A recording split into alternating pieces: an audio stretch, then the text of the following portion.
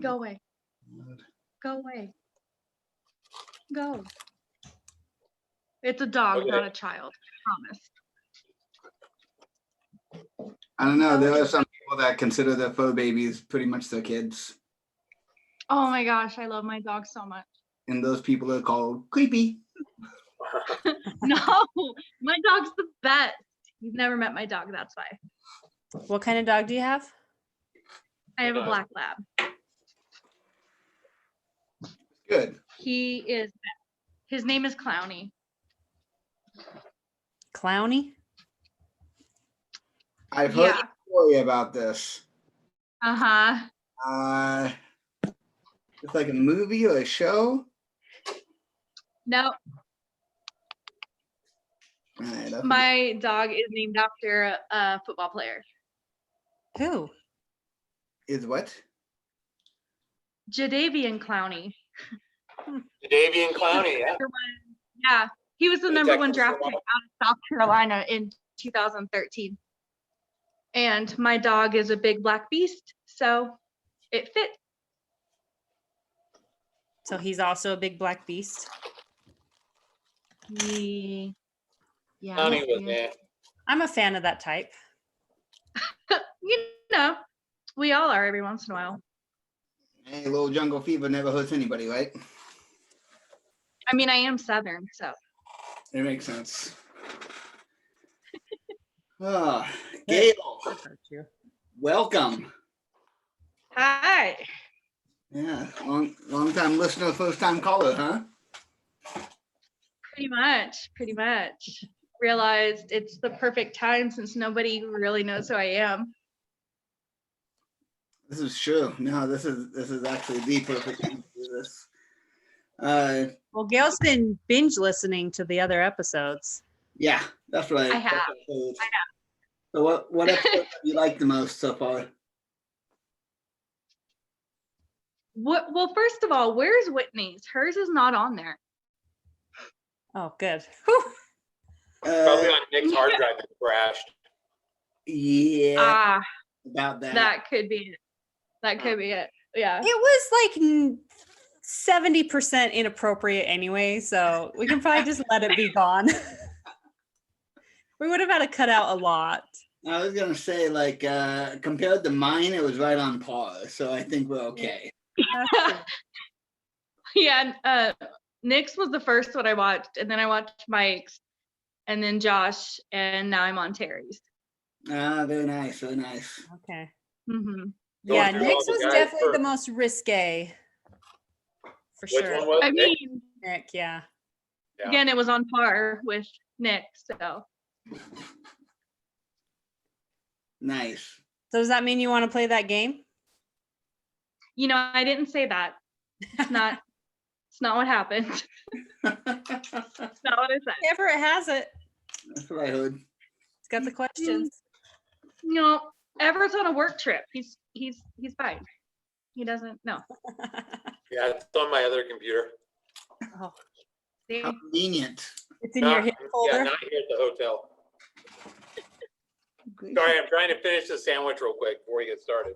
I'm scarfing it down as quick as I can. Put it in your mouth slowly. Yes. You want to All of watch it. me eat, Nick? All of All it. of it. Put all that meat in your mouth. Yes. Oh, yes. Oh my Is lord. it double Just meat? like that. Yeah, he's getting the Eiffel Tower action going on for him. Yeah.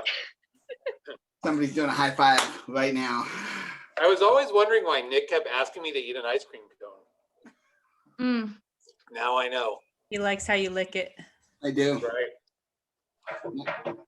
Go. I think you got to do like a little tongue, but then also just like kind of a little nibble. Yeah, not so Oh, much yeah. teeth, but definitely, you want to be there. Yeah. Well, I'm glad I got my braces off then. Did you have braces? You guys really don't remember me from Bear Lake at all. I do. You? Hey, I remember you had braces. I remember you from Bear Lake. I don't remember you from Bear Lake. You, didn't you, go. You didn't go. you were the That's girl with why I don't braces. remember you from Bear Lake. You're the girl with braces. Yeah. Yeah. I don't have them. I got them off. I don't remember you as the girl with braces. Oh, I don't remember you as that, but I did know you had braces and that you got them off. I did know those things. Yeah, that was back when I used to be social and be on Marco Polo. Yeah. until they kicked you off. No, until I got butthurt about something that I don't even remember anymore, and I left. I Sounds think like it was worth it. sometimes I remember what it was. what? What? It was You something- do remember? Because I don't remember. I remember it was. Spill it. Spill the tea. You made a comment about you put out a post on a polo, and then like I think 5 or 7 polos went by and nobody made a comment about your comment, and you came Yeah. like nobody paid attention to me. I can't believe it. This is how it's gonna be. I'm just gonna leave. And I I think mean, it wasn't. I think people came out and they were just like, all right, well, have a good one. Nice seeing you. I kind of gave up after Jenna Gate. I gave up after that.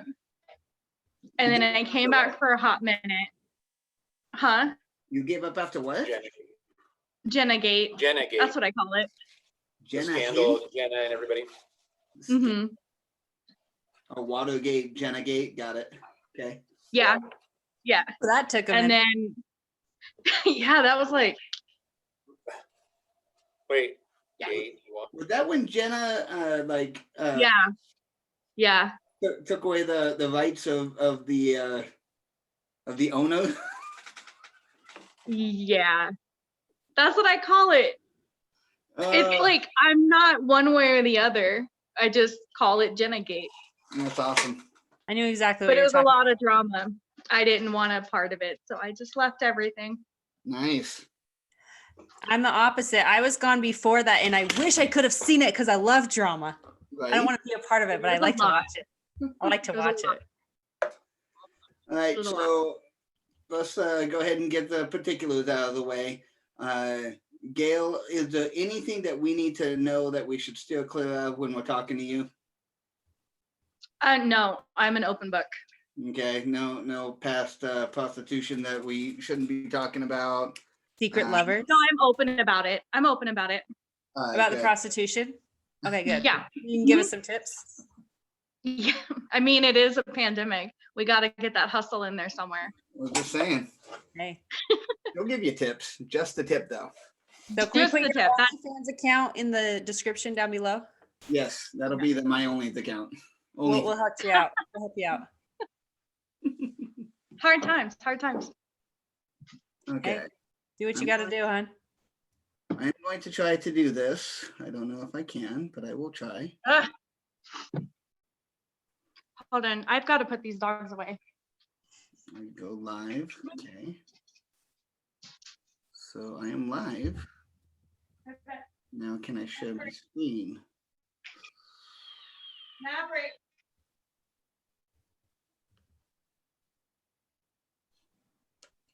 Maverick.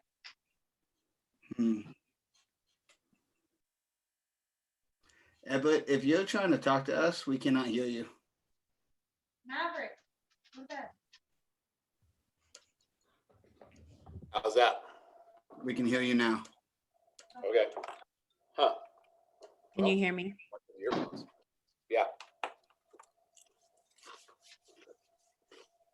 Do you have your tree up yet, Whitney? Yep. For some reason, I feel like you'd be good at decorating trees. Like you have to do it for your apartment complex and make it look all nice. So normally I do a good job, but this year we put it up like in the height of my COVID.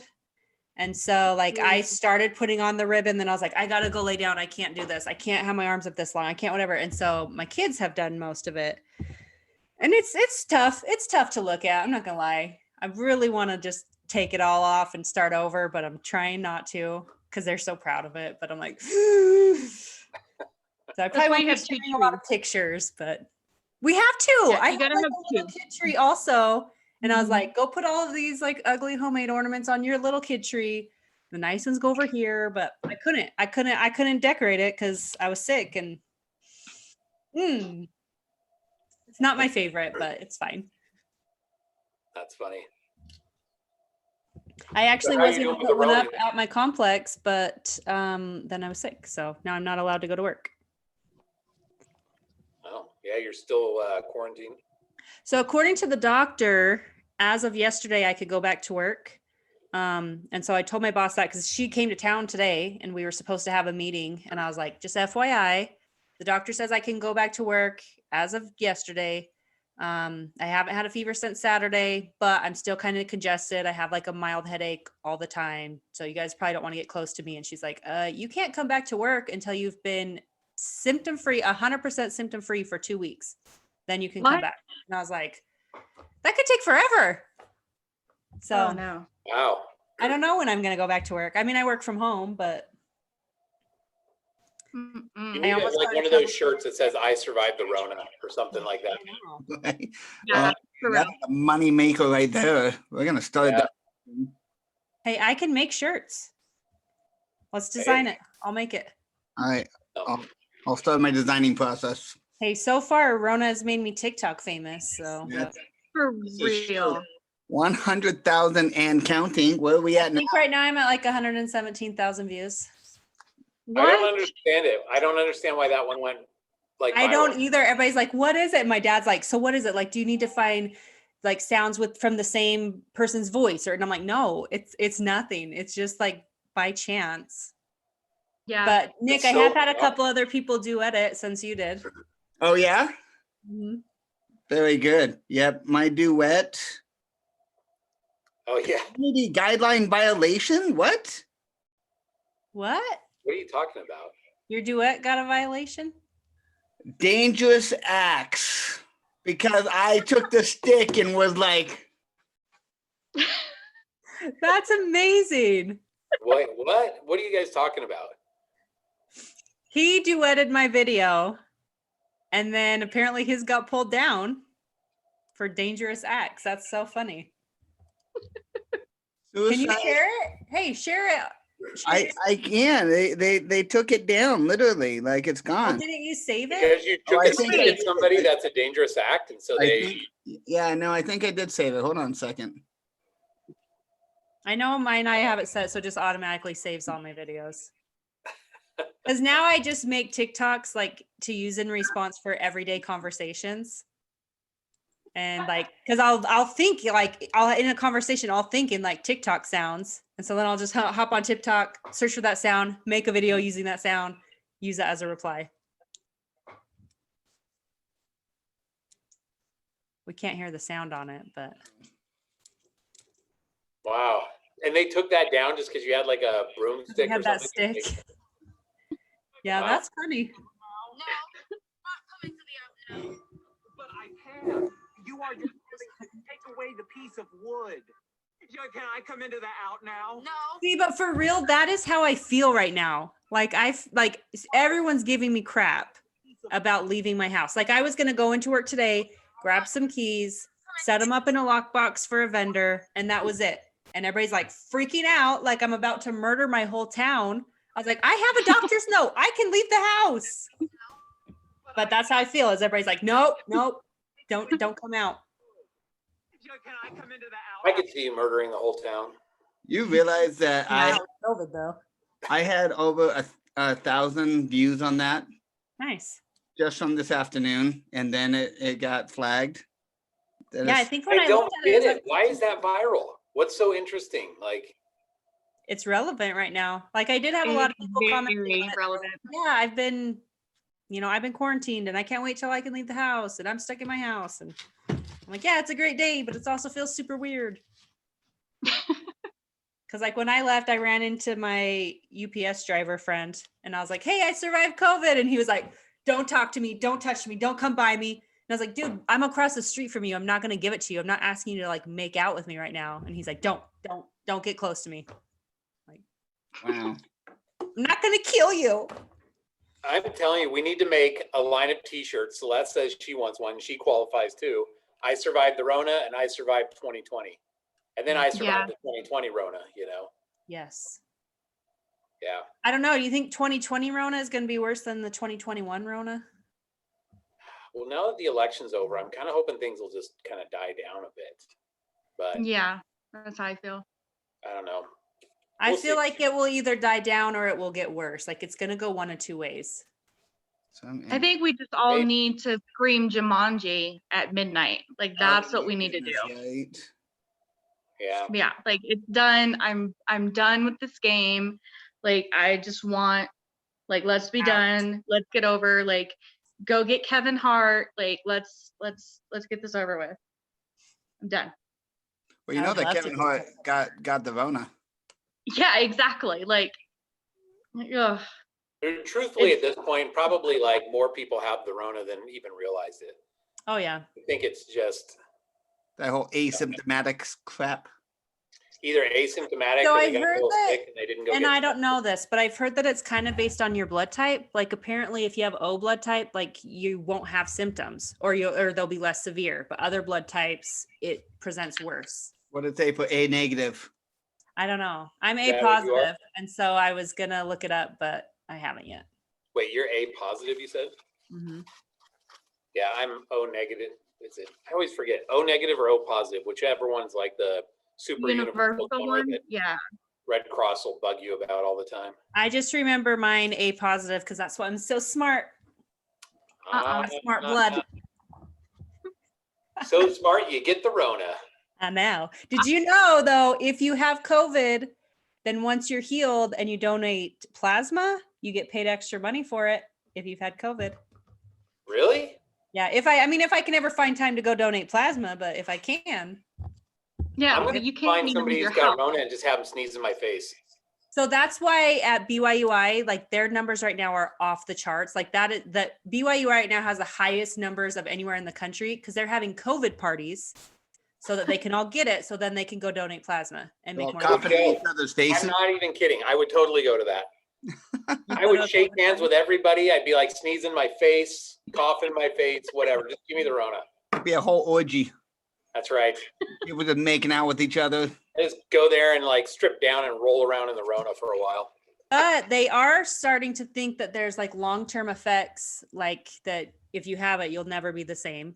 That Some is of them what being I've like effects with your heart. They've seen a lot of people, they started calling them COVID heart attacks because they have like absolutely nothing else that they can attribute it to. But these seemingly healthy people that did have COVID and got over it are now having heart attacks out of nowhere. Yep. And hair loss. A lot of hair loss. Crap, my hair is already falling out though. Yeah, my best friend in South Carolina, she has residual heart problems and she's lost a ton of hair. Oh my God. Ton of hair. Yeah. I'm legit gonna be bald, guys. That sucks. Yeah. That's why my hair is up. Apparently the army will not take you. They won't let you enlist right now if you've had COVID. Really? Mm-hmm. Even if Wow. you're over it, if you have had it at any point, you can't enlist in the army. Can you guys hear me? We can now. Yeah. Okay, good. You Did have to can't put wait. headphones on so everybody can't hear me screaming. Well, it sounds kind of loud in the hotel room because it just really I get echoes. in here. excited. I've got the Rona, and it went viral. All good things. All good things. Yeah, All these good, all hotel good. rooms kind of bounce around a little bit as far as the sound goes. It's kind of echoey. So Okay. Okay, who wants to start us out? Whitney, Everett- you get to I don't like being the host. I like just wait a being minute. the I thought quirky you said this sidekick. morning you're the main talent. Yeah, you're like No, the I like to talent. be the quirky sidekick. No, that's You can what be the said quirky about us. host. But I feel like nobody even knows who I am. So it's like perfect. Because Well, good. 'cause Really, you're gonna tell us. no one knows me. Fine. What's today? Because I don't even think anyone knows my last name. Well, you're gonna tell us then. Hudson. It's Hudson. It's written on your thing. Oh gosh, I forget that this is my work one. Dang it. Gotcha. Ta-da! Well, there's that. I Yeah. bet you can't guess my Wait, last. hold on. I'm feeling Hudson. Yeah. Houston, Man. Harrison, Hudson. I'm That- Yeah. getting. Yes, yes. It's coming to me now. You are next to a Christmas tree. Yes. I Yes. mean, You guys are It is. really good. I- Yes. Highly impressed. well, I've binge watched these, so I know how the beginning works. Gail Hudson. I am a baby 40. Hey, we're still A gonna baby ask 40. questions regardless if you already know the answer. Hey, I studied. He's like, I can do this show. Y'all get out. Be like, Yeah, I'm just that's doing right. my own thing. It's been nice knowing you guys. I This think is I the got Gail this from here on show out. right now. That's right. Thank you. Thank you, Whitney. Thank you. Okay, Gail, tell us, who are you? Well, that's like the question of the year, right? Who is anyone really? No, Ooh, are we gonna get philosophical here? We are Right getting off the bat? philosophical. you asked. Let's you asked. first start out like, where do you live? How many kids do you have? What's your Oh yeah, that stuff. That like- stuff. marital okay. situation? And then we can go into who is Gail. Most importantly, what type of dog do you have? I definitely have a black lab. Oh, I all love right. him. Yeah, love him. Clowny is my dude. He's the only man in my life. He's the only one I trust.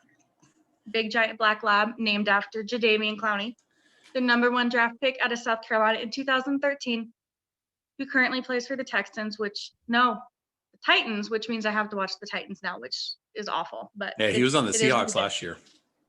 That was awful for me to do. That was awful. I hated watching them. It was, but it is what it is. I'm a baby 40. I'm 41. Just turned 41 in September. Been married. Been divorced. My fair How long? share of times. How long? Which time? Oh, okay. Multiple times. All How the long time. since your most recent divorce? How long have you been divorced? A little over 2 years, almost 2.5 years. Okay. We went to high school together. But we didn't marry until after we didn't run into each other again until 2012. And we got married in 13, and we got divorced a couple years ago.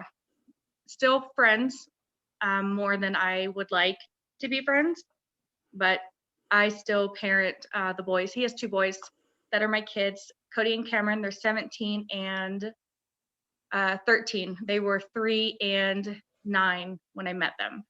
So, Okay. yeah. So wait a second. then You guys were married in 2013, you said? Is that right? Yes. So you were married for 5 years, but so you must have been together for quite a while before you got married then. Because No. of- No, No. I had a 10-year marriage prior to that. So you just knew the boys then. It's not like you guys were in a relationship. Because I'm trying No, to the figure out if boys- they're 13 and 17 now. They're You not subtract mine. 5 from that. Right. I get that. But Yeah. you said you knew them when they were like, you met them when they were really little. Yeah. So Yeah, so I'm the like end of 5 2011. years. The end of 2011 is when I met them. Okay. Okay. And yeah, Not a huge and then point. I I have was just 3 biological girls. My girls are 22, 21, and my youngest will be 20 on Thursday. Well, that's close together. I was busy. You had your first daughter when you were 19 then. I did. Wow. Good math there. Man, Everett is Yeah. all about Thank the you. math tonight. Thank you. What's I 7 plus 8? did. Well, I try and put it all together. The pieces have to make sense to me. So especially if there's like multiple marriages and stuff, I'm like, all right, what are we talking about here? Yeah, there are multiple marriages, multiple divorces. But So you were married for 10 years, had 3 kids, 3 girls, divorced, then married again for 5 years with his 2 kids. mhm, You Yep. have 5. mhm. 5. Yep, Okay. 5 kids. 5 kids. You'll see his kids often? So my son Cody, he was out here for the summer for a few weeks. Oh, fun. He's the 13-year-old. Okay. Yeah, he's giant. He's way bigger than me. Like he's huge. How tall are you, Gail? Taller than Mike. Okay, so that could be 5'4" and up. That gives us a range there. He's That doesn't necessarily 5'4", mean much. I think he's 5'3", right? I think so he's I'm not 5'3", taller yeah. than him. 5'3". I'm 5'1". Yeah. I'm Okay, so when 5'1". you say they're way taller than you, that could be 5'6". I mean, let's be honest here. Well, he's only 13, and he's about 5'6", 5'7". Okay. Yeah. Yeah, it's really cool. They live in South Carolina. Their dad moved back to our hometown in February of this year. So they're in South Carolina now. Okay. Which Cool. is where you're from. How long have you been in Utah? I moved to Utah in March of last year from Wyoming. I lived in Wyoming for 8 years with Josh and the boys. Okay. Where did you meet him It was at? cold. High school. Oh, that's right. That's right. Mm-hmm. Okay. Yeah, It's cold. we went to high school together. Where did you live It was in cold. It Wyoming? was very cold. Green River, right off of I-80. So Yeah, it's the yeah, I've place been where the tunnel is. Yeah, that's it. That's it. That tiny little place. It was cold. I'll never go back. I went there once in high school for a football game. And then afterwards we went over to some random kid's house. I don't know who he was. And it was like me and a couple of my friends and like all these random boys. And we're like, I don't know if we should be here. Yeah, But it was fine. Yeah. Nothing happened. We were fine. But we were like, this that's is Green River. not I safe. thought Whitney would have gone and like made out with him or something. I thought that's where that story was going. I was trying to remember if I did, and What I I don't was think I thinking too. did. She doesn't even remember. It's like I probably I did, do. but This you is all know. I remember. This is all I remember from that party. There being like tons of boys there, high school boys, and like me and a couple friends, and we were like, "This seems like could be dangerous." But it was like a bunch of boys sitting out on the back porch with a, what's the word I'm With thinking?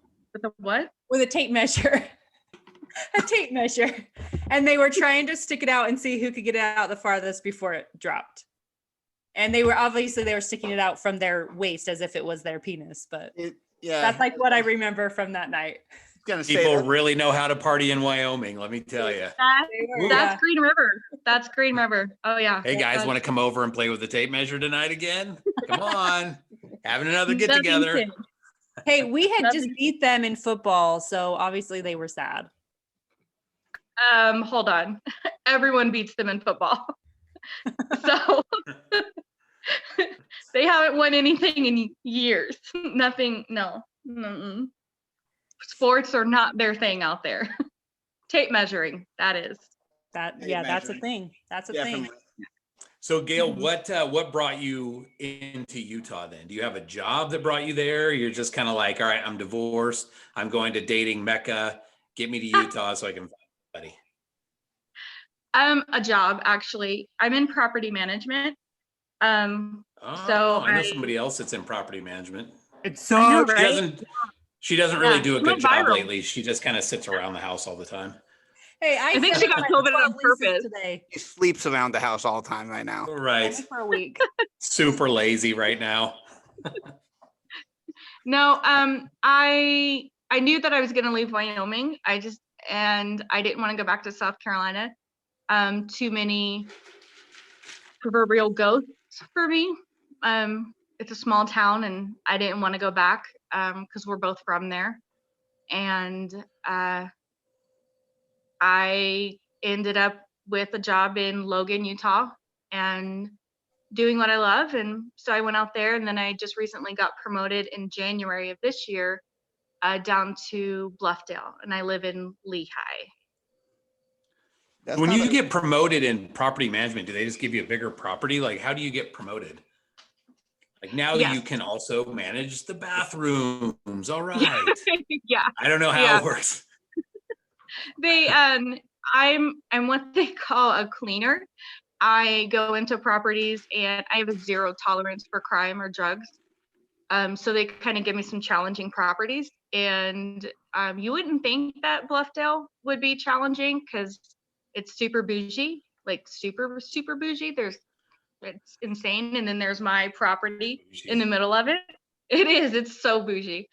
And there's a lot of crime, so they brought me in, and I just kind of cleaned it up, and so yeah, it Are was you definitely like a bigger the- property. So you're like the Rudy Giuliani of Bluffdale. Is that how it goes? You're cracking down I mean, on crime, yeah. cleaning up the place. Yeah, getting those little crackheads, meth heads. My property was on the news not too long ago, so there was that. Right?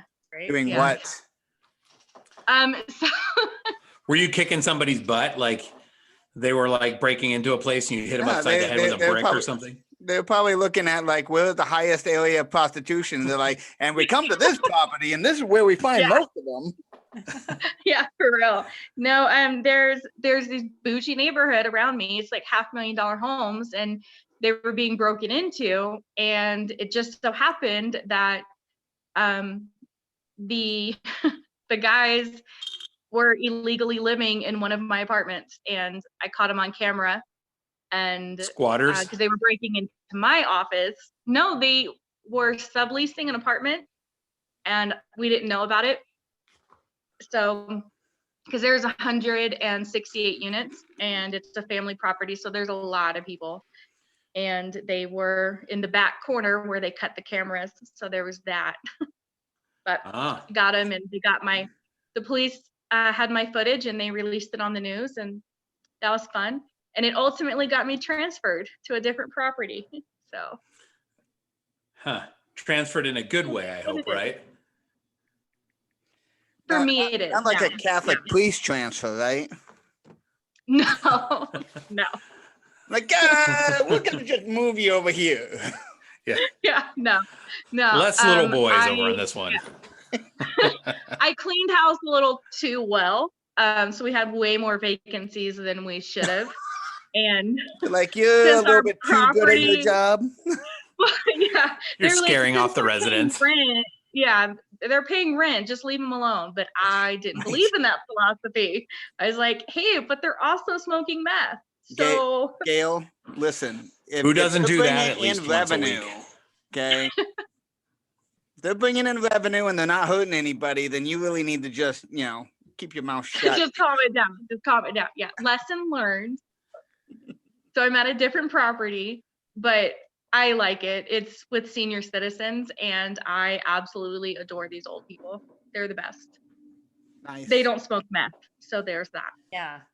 They're Well, a lot easier. Not a lot of old people smoke meth. Just kind of like, it's usually a small percentage in each retirement home. Yeah. Not a lot. So I'm Bingo and meth, I'm okay. Yeah. Funny story. I got yelled at today because we don't do bingo anymore because of, COVID. And they're like, you need to bring bingo back. We have nothing to do. Now I can say, go smoke meth. Like, I thought old people just all sit around and have sex with each other. They do. oh my gosh, the drama. The rate of I can't. STDs There's in a lot. like retirement homes is like the highest Yeah. per capita. Yes. Well, I think I'm I just at a threw up in my 55 and mouth older a lot.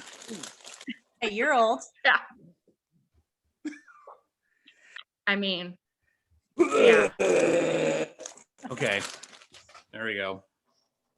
Yeah, I speaking- will say I've had a lot of crap happen, but I have never been on the news. So you got me there. Yeah. Oh, you just go viral instead. I just put myself Yeah. out there. I'm like, here's all the crappy stuff that happens to me at work. I'm gonna post that on TikTok. I actually Whitney's showed like, my I'll make boss. my own news.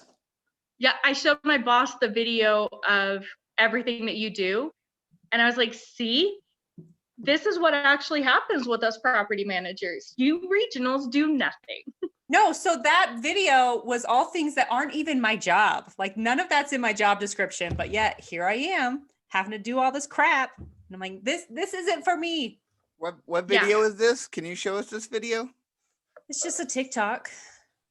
It's just TikTok. It's fine. It's just a TikTok about me like washing the windows of the entire outside of the building I and think I cleaning saw the that. bathroom and mopping the floors of the gym. And I'm like, none of this is my job. Yeah, painting. I think you were like installing something once too. Yep, The I had trash- installed the some dumpster fire. I do a lot of maintenance. Yeah. So Yeah. yes, we did have, I've, and so I have 5 properties. Most things that have gone wrong have been at one of them, but we did have a guy that lit his patio on fire. He's like, well, I don't know how it happened. I just came downstairs and there's a box of trash. It just started by itself. I'm like, there's like the ground is carpeted in cigarette butts. I don't think it just started by itself, but whatever. I had a guy that ran his truck through another person's living room. And I actually saw that. I was watching and I see him just like backing up. So I was waiting to go around them and they keep backing up, like right through somebody's house, right through their living room. I did have one apartment. The whole thing started on fire. I've had a couple people kill themselves. I had one guy came out just like out of the blue. I got a call from the police like at midnight and they're like, hey, we need some information on this tenant. I'm like, oh, like what's going on? They're like, he's just outside shooting off his shotgun in the middle of freaking town. And I was like, so I go over there and it's like a standoff. Is that a There's, like, problem? You're not there's like a supposed to do that? dozen cops just surrounding him, full SWAT gear, guns pointed, and he's just out there like waving the shotgun around. I was like, what are you doing? And that one of those white guys that just goes up and he's like, "Oh, I'm sorry, officer. I didn't know I couldn't do that." Yeah, I mean, it How is big is, he was how many drunk. people live in Twin Falls? Like I seven. think it's like I think it's almost at 50,000. Like seven. Yeah. If everyone in Twin Falls watched my TikTok video twice, then that's how many people there are. Wow. But we're not bragging or That's, anything. that's the measuring stick right there. Yeah. she did. Hmm. But yeah, there's lots of fun stuff that happens, but never been on the news. Amazing. Well, Gail, what got you into property management? so I actually, it's funny. So when I got out of I was in the military, and when I got out of that, I wanted something that I didn't have to. Work at? Yeah. Yeah. I did night shift, so 11 p.m. to 7 in the morning. So I didn't have to see people because I don't like people. Like it was perfect, and I could have my daughter with me. She was 3, and my mom had just passed away, so it was just a lot that I was dealing with. And so I started in hotels, and I got promoted fairly quickly, and I didn't like being in hotels anymore. And I ended up moving to Texas with my first husband because he went into the military when I got out. And How did you like that? the military or him? Him going into the military when you were getting out. That sounds counterproductive. Yeah. So he went in because, there's this weird thing that crackheads do, where they just, it was either drugs and I was leaving, or he sobered up and I would possibly stay. So he joined the military. Huh. Yeah, when you say this weird thing that crackheads do, I'm gonna have to go out on a limb. No, I don't. Surprise! If anyone, But I bet like you it, have an it's okay. uncle that knows. I probably have an uncle. I know. He's knows got an all uncle about this. somewhere. Yeah. Yeah. He's got that family member uncle. somewhere. I will Right. say that I had a story about one of my uncles. He went out partying with another uncle, and the latter couldn't find the first one, and so he had to retrace his steps of the place of where they walked, and he came across his brother like passed out on a hood, like completely like stoned. So They literally patterned that movie, The Hangover, after your uncles. yeah, probably. I'm pretty sure. Yeah. For real. For anyone who doesn't know, Nick always has an uncle that's up to no good. I Somehow, do. some Well, way. I have a lot of family too, so I'm just saying. It's not always the same uncle. Not Yeah, always it's not the like same you just uncle. repeat It's all in that circle. Yeah, variety of uncles. Yes. it's the same one. Same one. Oh, good time. You went So- down to Texas. You went down to Texas, right? Went down to Texas. He deployed. He went on his first tour to Iraq, and I wanted to not be that stereotype of just staying at home and not really doing anything. So I was like, well, let me just go back out and see. I don't like people, so why not get into property management? Rent apartments all day, it's fine.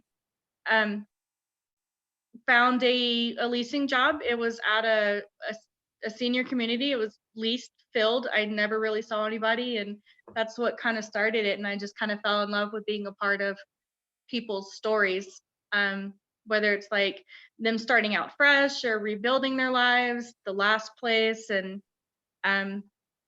it was different from hotels because you garner relationships. And with Tommy being deployed, I really needed that. I needed that sense of just people knowing who I was, but not really knowing who I was. And I just kind of fell in love with it, and I've stuck with it ever since. I feel like anyone in property management, it's like that's how it is. They kind of just fall into it, but then it takes like just that certain kind of person that could stick with it. But if you are that person, like you can't get out. You're there forever. Yeah, that's You're good what at I'm it, gonna do. You're there. Yeah. Just like Mhm. underage prostitution. I got it. Yeah. Same thing. Yeah. Well, then I became overage. So Nick's been trying to get out of underage prostitution since he was 5. So one thing I notice is I have a large majority of my tenants that are divorced. And I don't know why that is, but like a lot. I've actually started thinking about putting together like a singles mixer. But then at the same time, I'm like, I don't want to like be at it. I want to You set gotta it be up the for only them. one there. But I don't want to like mix with them. It's gonna be a sausage fest and Whitney. No, there's And also Whitney. divorced women. hmm I've actually had tenants, like different tenants in the same complex, end up like hooking up a lot. And yeah, that I gets have awkward. a ton of divorced people. I don't know why. I mean, it's that day and age where everybody, Everyone's like, it's just divorced. normal.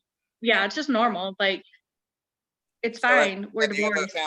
have you found any of your tenants to be of a desirable nature? Don't do it. I have a very strict rule. Very strict rule. That's right. Only at your place, right? I get it. No, I will not. I will not. Doesn't mean I don't crush on him hard. There's this one resident where I was like, oh my gosh, I called him my future baby daddy.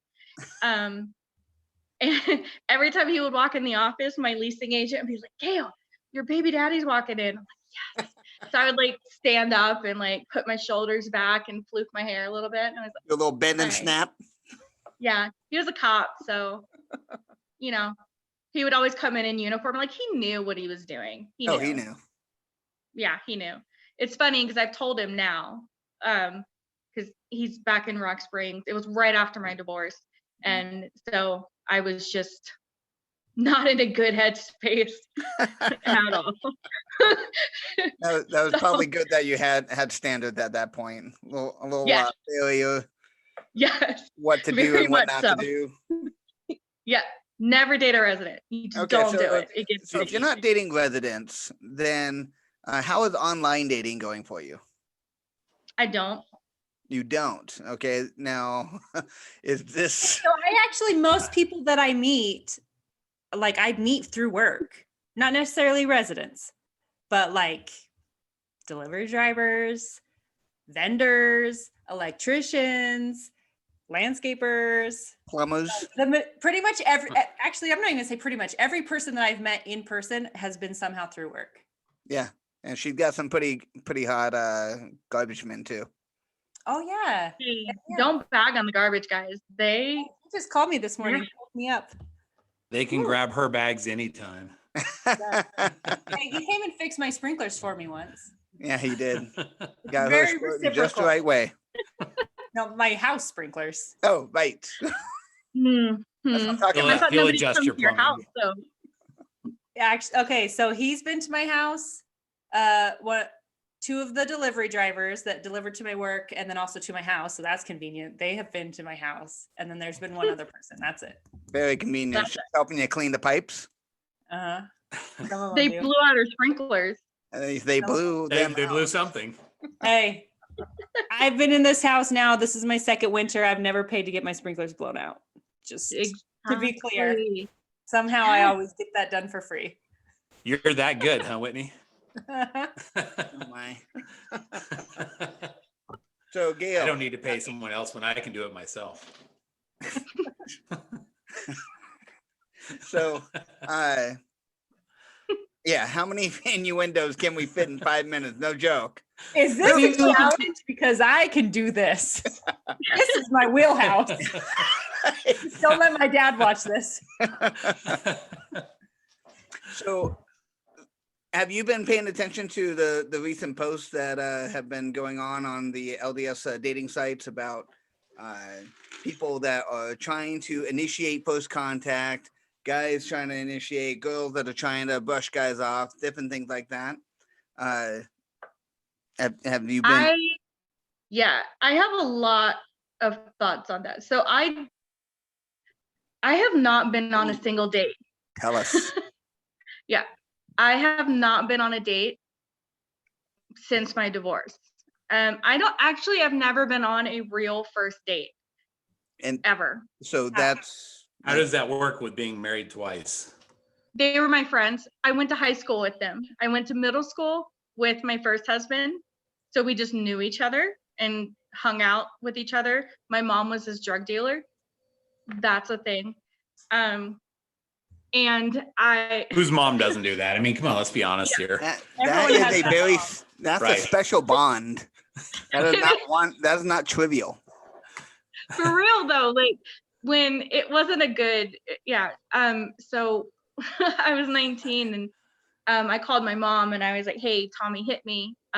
You know, I need to come home. And she, over the phone, she's like, well, what did you do to piss him off?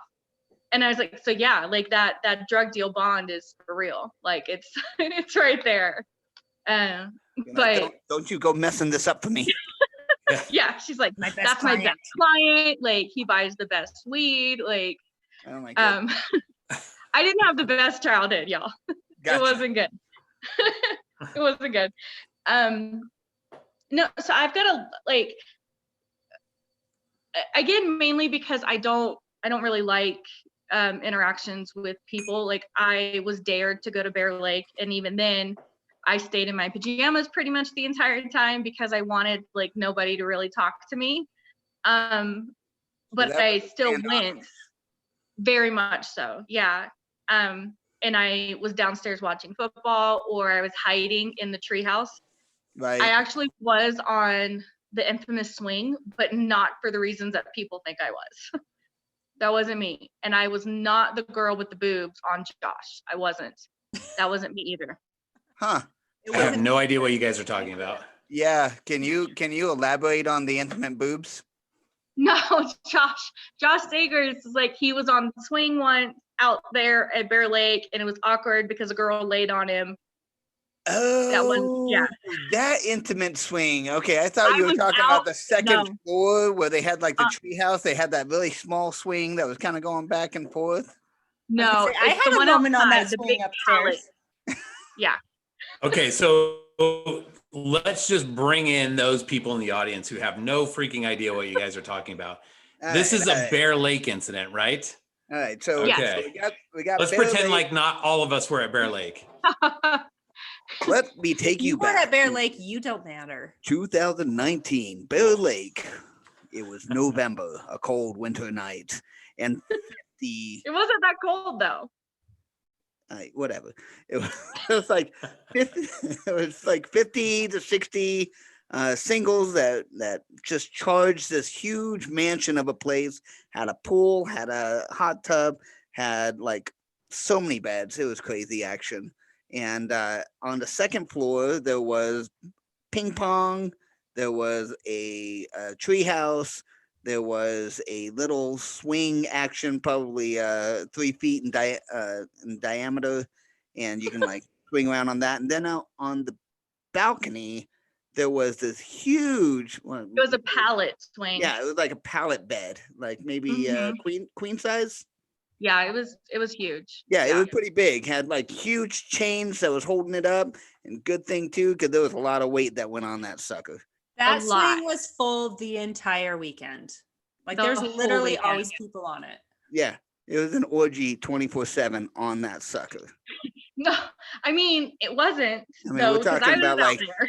like people were cuddling up, and you saw one hand, but you didn't know where the other one was, and everybody. Oh, yeah, was that's when I left. noises, Mm-mm. So it's Nope. crazy. That's when I left.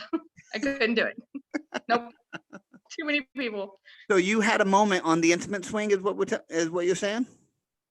No, I was there when Josh and I was there. Oh, you were. That's why I'm witness saying to I Josh wasn't being the molested girl. on the intimate swing. Yep, I was Got there. It So you wasn't saw me. the boobs, but you weren't the boobs. I wasn't. I mean, I'm kind of sad that I wasn't the boobs though. I am Like, too. Like I'm a little sad about that. Josh is cute. Like, but Josh is amazing. no. So I was there. We could hook It this was up. like, yeah, no, I don't date. I don't date. I don't He have lives in time for Provo. it. That's not too far from you. Yeah, but then there's that whole thing of like me having to wear actual clothes that are not pajamas. Oh, he wouldn't care. No, he's totally laid back. He's a cowboy. He doesn't even wear clothes half the time. How do you know that? Don't worry about that. Yeah. Oh gosh. Oh All my right, gosh. well, Sorry. we'll have to set up a follow up with you and Josh on this. No, we don't. We're good. No, it'll be I'm not great. his type. I'm not from Mexico. No. Okay. Ooh. That's a good point. He does like the little brown ones. Yeah, I'm super white, like He does white. have a type. Yeah, but there's Mexicans that are white. That's all good. So getting back to the topic at hand that we were discussing. Sorry. What was it? Yeah, let's That I don't date. So I go. Why is that? I'm scarred. I'm pretty heavily scarred. I'm actively in therapy. I talk about it. I am a suicide survivor. So I'm very guarded. I'm very I don't want to let anybody in. So it's just easier to not be around people. Like this I can do just because I can shut off the computer if I want to. But I kind of am pushing myself because nobody really knows who I am, and I feel like now's the time to stop that. But I have a lot of trauma and that I work through, and so dating is just it's not fair to date someone if I'm not fully healed. That's why I don't Yeah, date. that makes sense. Okay, so all right. At the beginning, we asked if anything was off limits. So I'm going to assume this isn't off limits. Are we still okay with that?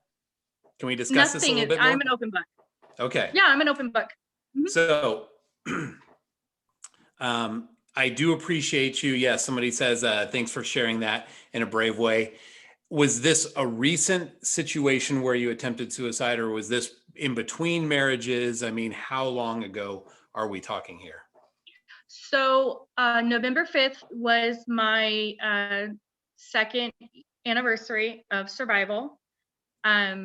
So it was after my divorce. I just woke up one day and that was it. I was done. I wasn't sad. I wasn't scared. That was it. I was ready to meet Heavenly Father. I was ready to go back. I guess the way that I look at it now is I was trying to skip my place in line. But nobody likes a cutter in line. So he kind of like sent me back and was like, but it was, I'm grateful. I'm very grateful. I live every day. Because I went through what I went through, it made me get a hold of my life, and it made me process the things that had happened to me. Because I'm not a victim. Stuff happened. And it gave me a new lease on life. Because I wasn't getting rid of my pain. I was transferring it on to my family, and that's not okay. Where was your moment of clarity? Because there's a lot of people. We like to think that our pain is unique to us. We've had other people who have been on this program that have talked about suicide. People that we would probably not think this would be the story. Where was your clarity? I mean, there was a moment that you were driven to a point of either planning, coming close to executing, or whatever it was. But where was your moment of clarity to say, you know what, I need help. This is a permanent solution to a temporary problem. What was it for you? It was actually when I woke up in the hospital. So I should not be alive, actually. So when I read the police report, So when I read the police report, I was gone. I was gone. They brought me back. I had 8 stitches on the inside of my wrist and 6 on the outside. I still have nerve damage in my thumb. So you or my slit your pinky. wrist, then I'm taking it. Is that right? Yes. Okay. Yep, I did. Yeah. And then I've got some pretty bad scars over here, and the deep one is over here. I woke up hearing them say, "Get the paddles, she's gone." But it wasn't until I was in the hospital in the psych ward that I really was like, "Oh crap." I almost did this. And it was that I was like, I almost left my family to deal with all of this, to deal with burying me, to deal with not having me in their life, because it is temporary. Because I look at myself now and I'm like, oh my gosh, I can't believe I was ever that way. Like, I was just ready to go. So much so that I wrote all my passwords down. I went to work that day. I was totally fine. I took all my guns out and unloaded them, pulled the chambers back. That way, when somebody came, this sounds really morbid, but when somebody came to my house, they knew, okay, like, everything's safe. Like, I texted my kids and I was like, I love you guys, just regular, normal stuff. But the only reason they even knew was my daughter, my 17-year-old daughter. She felt the spirit and she called 911. And if she would have called a minute or 2 minutes late, I wouldn't be here. So I take it she wasn't there with you. It's not like she saw you and decided, maybe I'm feeling the spirit right now. No. Let's call 911. No. She lived with my ex-husband Okay. because I worked all the time. And so she wanted to live with her brothers. So she was with my ex-husband and everything was normal. Everything was normal. And then she, hearing it back, she said that she just, something kept telling her, like, call your mom, call your mom, call your mom. So she called my ex-husband, Josh, and she was like, I don't know what to do. Like, my mom's not answering the phone. And he's like, well, call 911. Because I always answer my phone for my kids anyway. So they did, and I'm alive, which I'm very, very grateful for. So I work with a lot of suicide prevention, at-risk youth, things like that now as a survivor, to be like, listen, it's not anything that we can control. It literally was. That was the day that I was supposed to die. And I just didn't. Now, when you say you died, did you have any of those, like a near-death experience or I anything like wish. that? I Nothing wish. that cool, huh? No, nothing that cool. Just a nasty, wicked scar and some nerve damage. Yeah, she fell asleep at 7 p.m., woke up at 11 p.m. I was like, damn, that sucked. Yeah, no, yeah. Yeah, I like, because again, my mom passed away. So I don't really have any family. My mom passed away when I was 24. And I was like, come on, because they say, that your loved ones are supposed to usher you in, all this kind of stuff. And no, I didn't get none of that. None of it. I didn't get none of it. They want you there. Yeah, they didn't want me. They didn't want me. Even if nowhere. Just get that should and be like, I was dead for 7 minutes and all I got was this dumb shit. Real. All I got was some nasty nerve damage. That's all I got.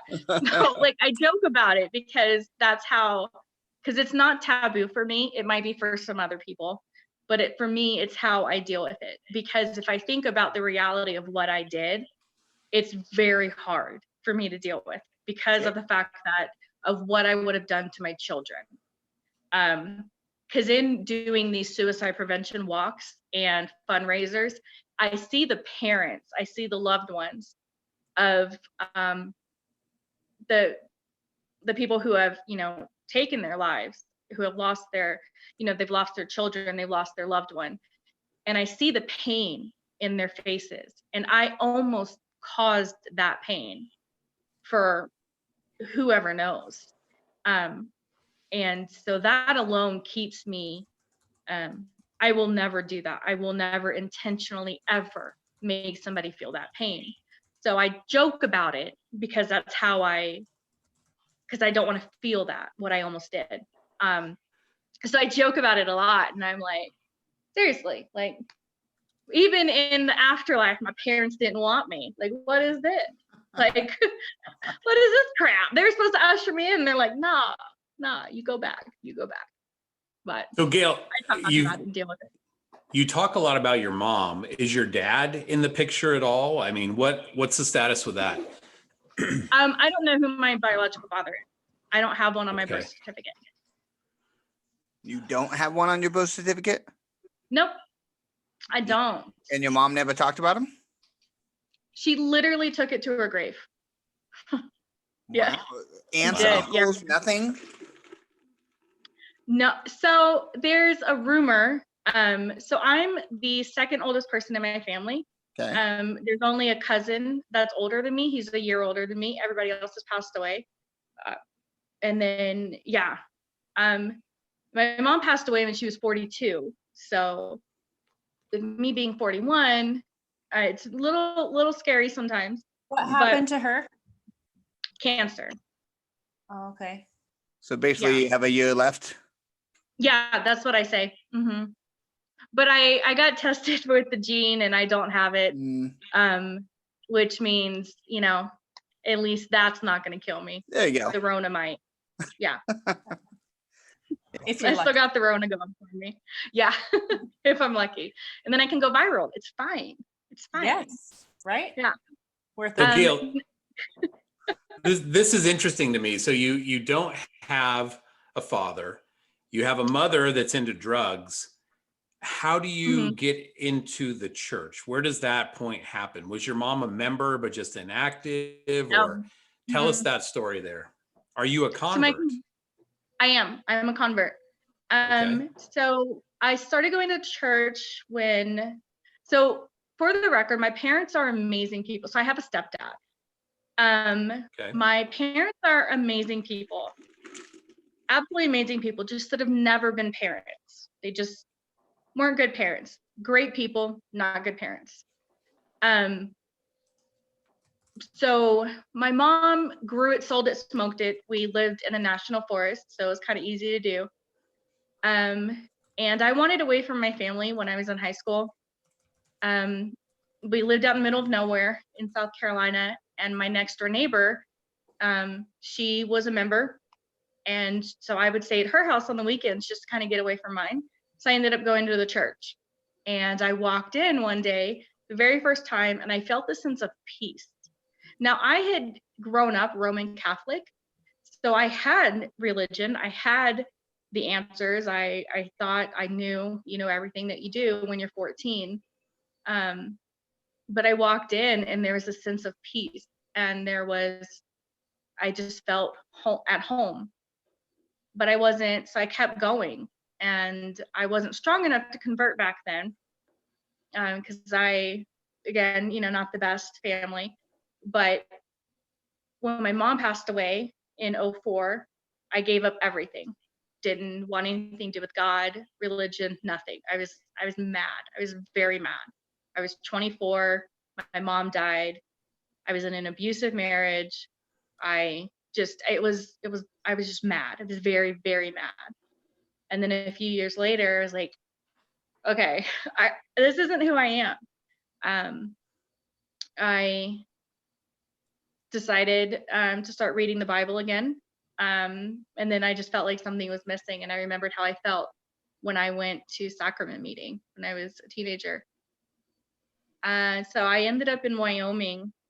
This is while Josh and I were dating. So in 2012, we ended up with tickets to conference Saturday 2 p.m. session in 2012. And as I was sitting there, I was like, this is so weird. Who are all these people? Why is there Satan jumping up and down with a sign in front of this church? Like, what is this happening? And so I was sitting in there, and Elder Christofferson was talking about child abuse. And I thought he was talking directly to me. And that was it. I knew the church was true. I knew that everything was I was there for a reason. Everything had happened to me for a reason, because it led me to that conference, that meeting, that session, everything. And I converted 6 weeks later. Never looked back. That's Never looked awesome. back. So what That's about really your awesome. husband? Did he end up converting? Was he a member at any point? He's a lifelong member. Okay. He's not active right now, which is sad, because he's like a spiritual giant. I've always said that about him. Like again, I've known him since I was 14. So to see him in the path that he is right now, it's really sad, especially with my boys. Mhm. But he seems to be happy, and that's all that matters. And And this is X number 2 you're talking about, right?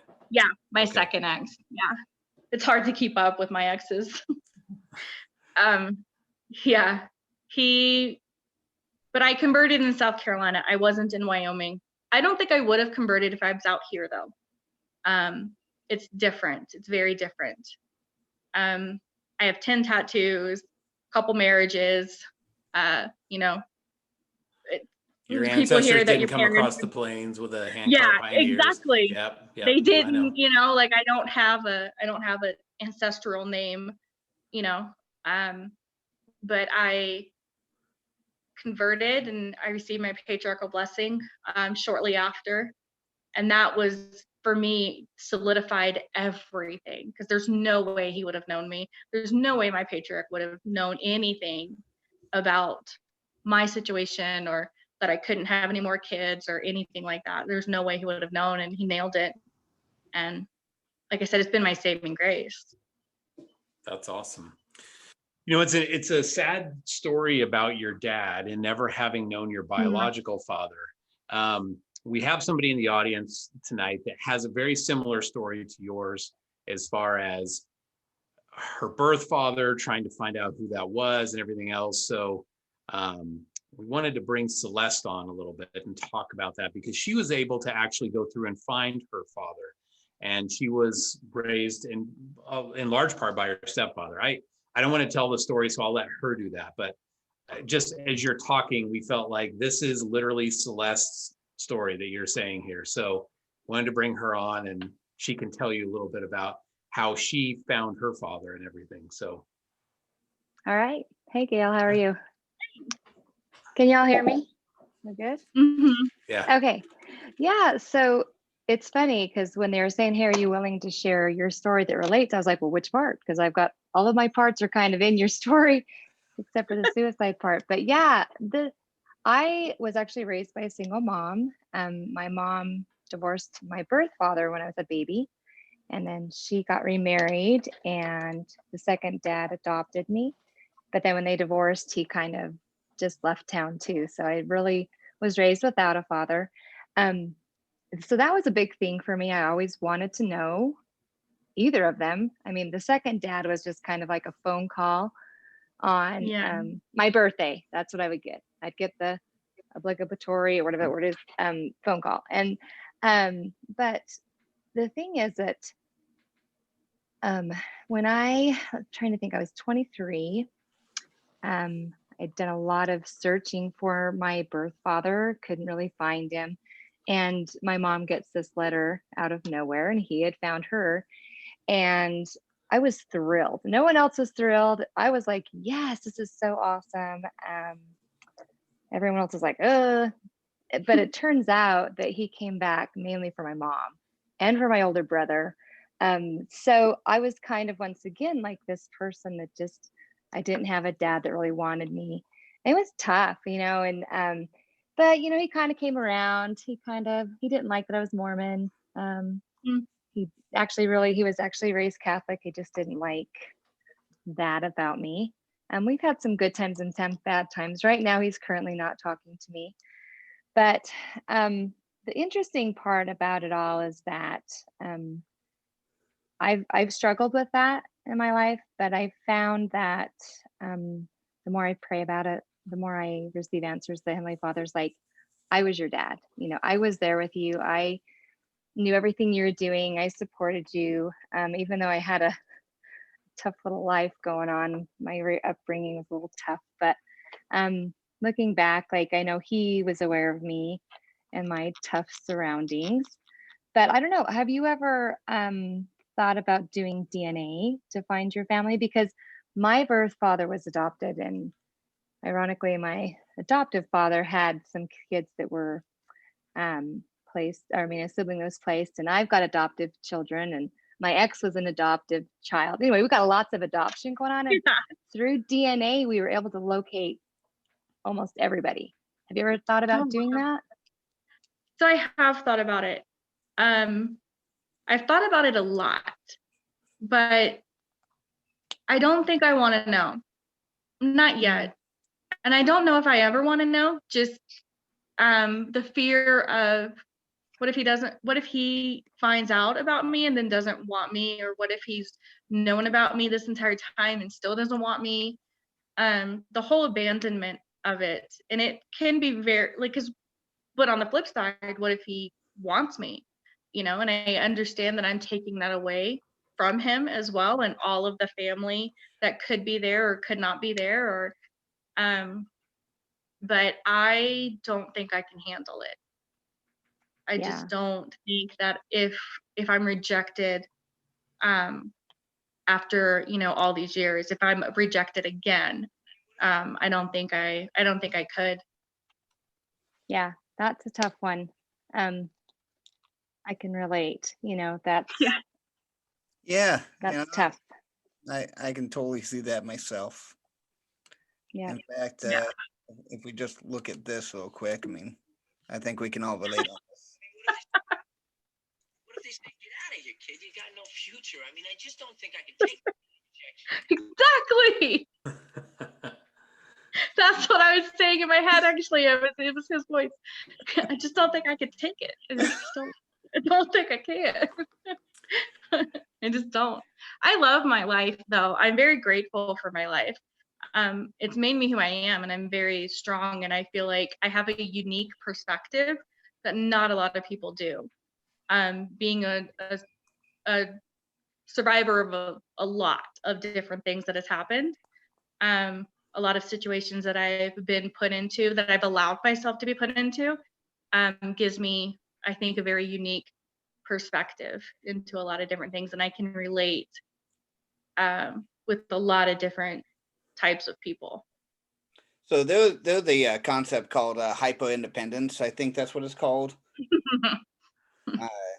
You're This not, one concept that's kind of like about dependence or whatever. I think I know the name, but it's something about like, dependence.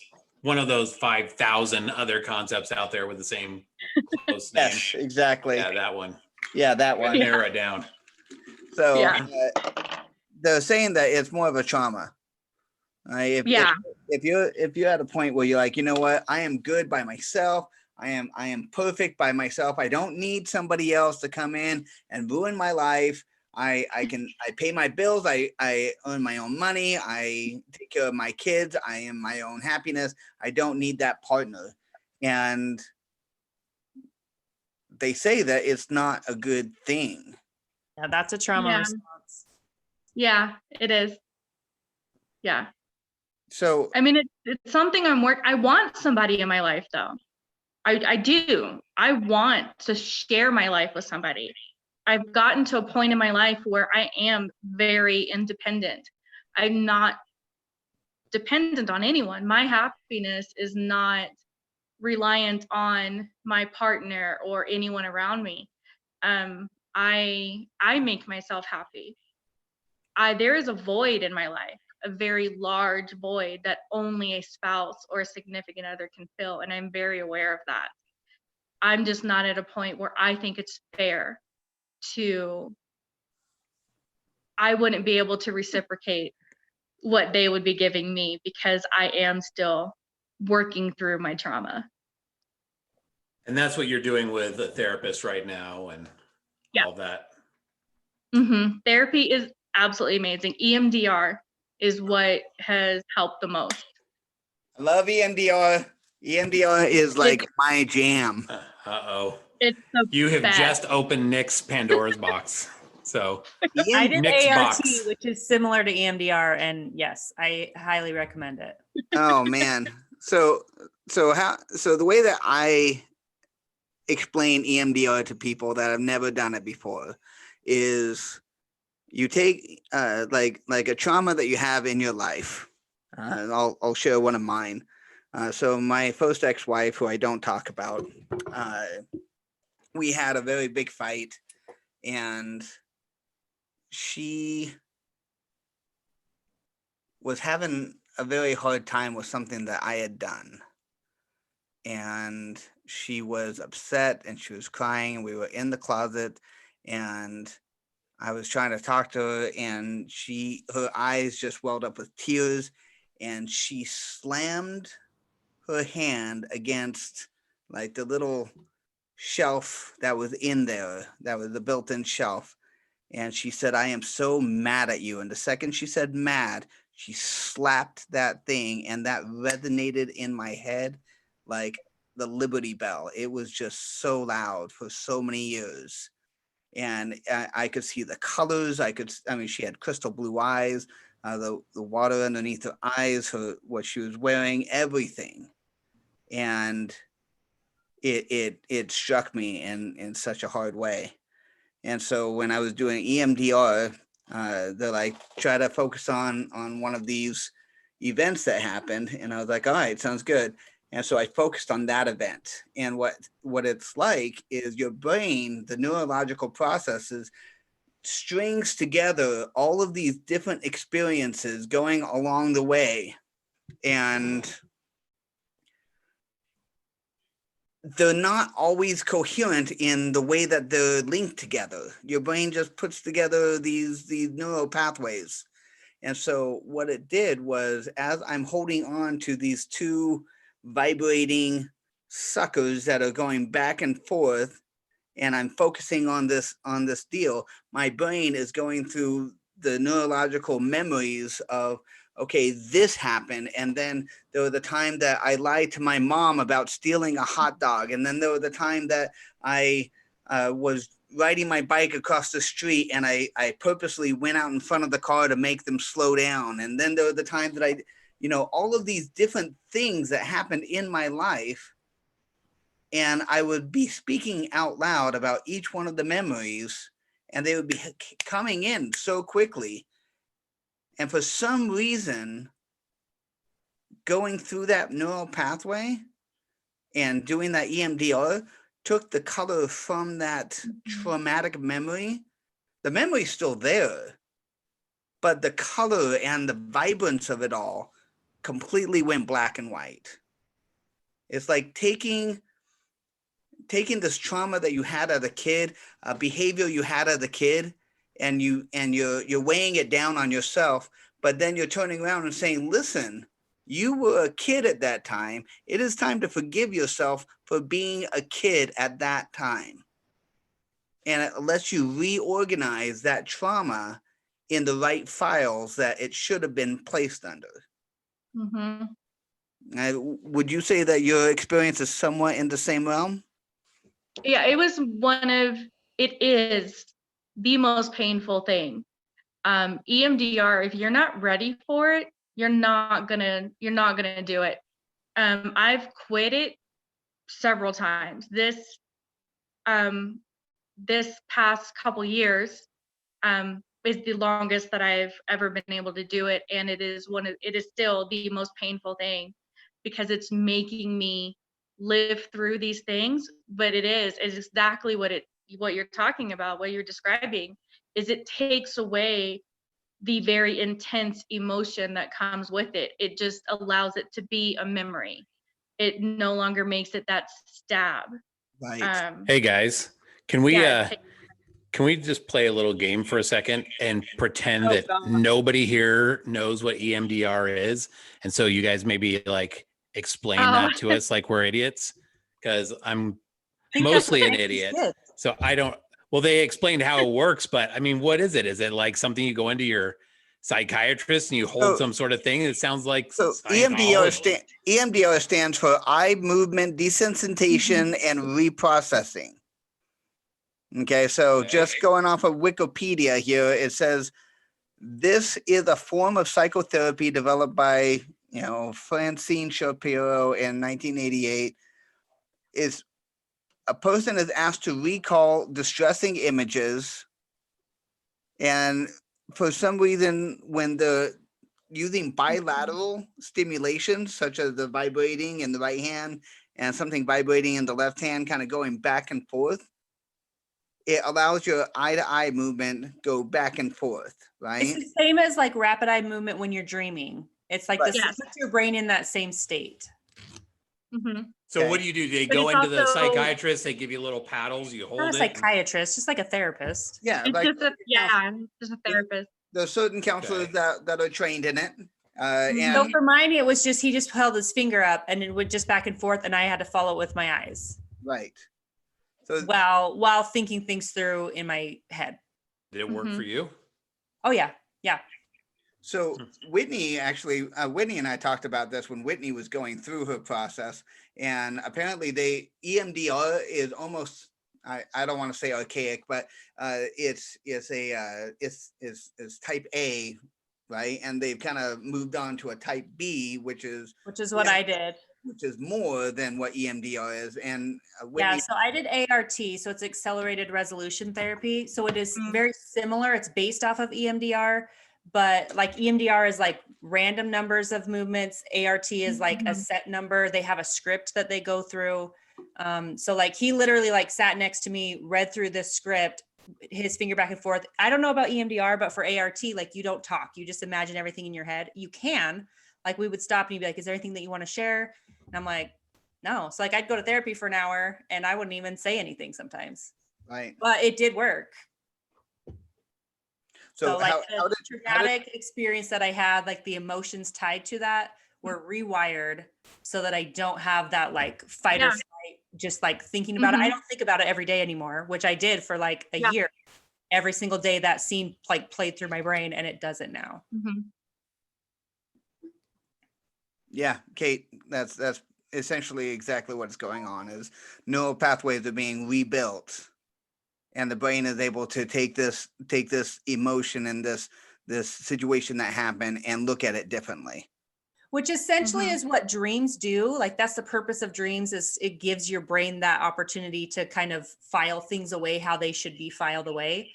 So in this therapy, that it's bypassing your frontal lobe and going back to where like emotions are filed, and it's basically refiling them back into a different way so that it isn't as traumatic. You're missing the part where the reason the little things in your hand that vibrate at different strengths, the reason that is so I guess with specific to EMDR is because when you have my body was focusing on what was going on in my hands, so that I wasn't trying to fight, I wasn't trying to flight, I wasn't doing that response because I was going through my trauma. I was going through every single moment, and like Nick said, like I can remember the smells that happened with very specific times in my life. And like men, I can't have large men stand behind me. I'm always standing up. That's it is a PTSD thing.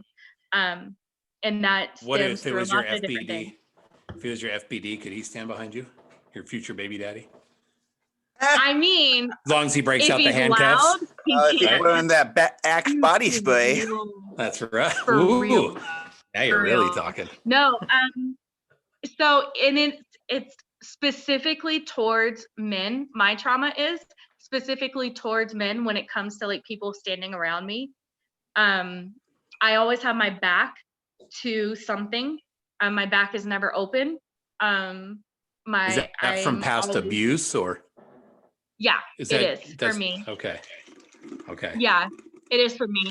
It was childhood and my first marriage. So it's past trauma for me, abuse. And it's like I woke up one morning, and again, this is not for like to ever feel sorry for me or anything. I've gone through it. It is what it is. But I can't, there's specific things like I can't wear a motorcycle helmet. Because I woke up with my head in a wall and I was like this close to a stud. So I can't have something encased around my head. So little things like, Wait a second. How do you wake up with your head in the wall? Did somebody throw you in the wall while you were expect her asleep? to stay asleep the entire time? I mean, I've woke up with my head in the toilet a couple times, but never in the wall.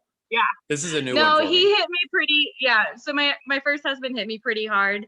And this time he hit me pretty hard, and I happened to be standing next to a wall. It was a trailer, so the walls were pretty thin, but still, if it would have been like an inch over, I would have hit my temple on a stud in the wall. So I passed out, and then I woke up and my eyes were right there near a stud, so I can't have anything around my head now. I thought you just woke up from your working on sleep that. and you're like, huh, that's weird. My head's in the wall. Like, Oh, by the way, happens. I'm here. Yeah, it is. It's just, I mean, come on, you guys have never done that? That's how You it guys have feels though never when really- you pass out, though, is it does feel like you just woke up from asleep. I've never done that, See, but I'm pretty sure Nick's uncle has. So yeah, absolutely. Yeah, like, I've we need to actually go to woken up one. from a sleep once or twice. I haven't.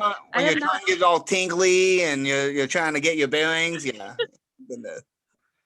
I've been there. Nope, I have not done that. Well, Have not done that. that when I was in third grade, me and a bunch of kids were all standing around on the playground, and we were like, oh well, I can make my face turn really red, and so we like, Oh, that one.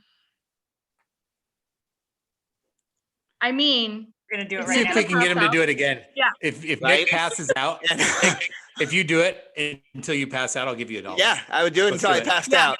But the thing is, it happened, and all of a sudden I woke up on the ground, and I was like, what the hell happened? see, similar. Yeah. Just put your head next to a stud. You'll be fine. Yeah, just put my head next to the stud. I'm like, hey, this is what it's like. Yeah, that's what it's like. Oh, that's how this happens. So I Yeah. actually have a condition where I do pass out like regularly. It's a regular thing. And sometimes worse than others. Usually I kind of feel it coming and I can like sit down on the floor or whatever. But like there was one time that from my point of view, I was laying in bed, I was sleeping, you know, that like in between where like you're aware, but you're asleep. That's where I was asleep. And then all of a sudden I was on the bathroom floor and my head was hurting, and my husband at the time was there and he's freaking out. And I was just like, I just woke up and I was on the bathroom floor. From his point of view, I was in bed. I got up, I stood in the hallway and talked to him for like 5 minutes, walked into the bathroom. He heard a crash. So really like, that's how I felt, is like, I just woke up and I was on the floor. Right? So when you do pass out, that is how it feels. Like you just woke up. And it's just Yeah. your brain It's a little just traumatizing. Yeah. It's a little scary. Like, oops, my bad. So How'd I get here? I want to walk back a little bit in our conversation. You were talking about how you had a lot of different comments about guys that are sending out Yeah. messages. Oh people. gosh. Can you kind of Whitney put out a post. I put out a post. Mine was a little bit more long-winded than Whitney's. Oh my gosh, it was. I would have never read it. Well, I put it out on 3 different sites, and putting it out on the 3 different Facebook groups.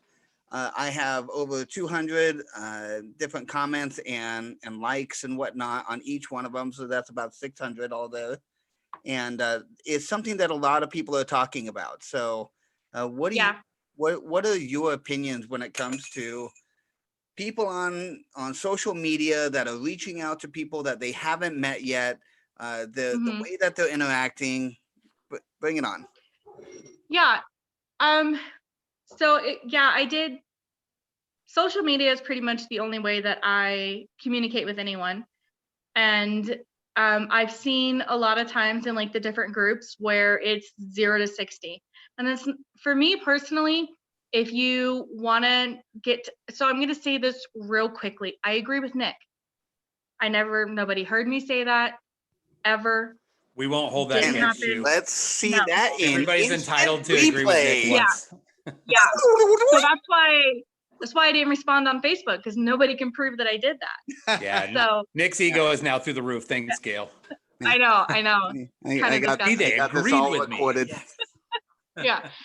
No, I just, yeah, make a comment on something that just if you see my post, make a comment on it, like it. The real quick, like jumping into my inbox or trying to add me as a friend, it's not cool. It comes off a little bit, to me, it comes off as a creeper. Like, you don't really want to get to know me. You're just like, oh, hey, because I have less than 100 people on my Facebook. I don't add anybody that I don't really know. I barely even have family on my Facebook because They're all I dead. just don't, I'm very private. Yeah, they are. They are. Thanks for that. It's the holidays. Awkward. So Gail, when you say people dropping something into your inbox, do you mean like if somebody sends you a message like, "Hi, Gail, saw your profile and just wanted to say hi," is that something that you think is too forward, or just like dropping you a dick pic? Is that what you're talking about? What are we talking about? Okay, so the inbox. Apparently, we can't say dick pic. By the way, apparently, I forgot. It's the penis profile. Yeah, Okay. somebody complained about me saying dick pic. Apparently, that's swearing. Stuffed Did you mushroom. see another post? He was complaining about her saying crap. Yeah. And I was like, yeah, you need to get out of here. Yeah.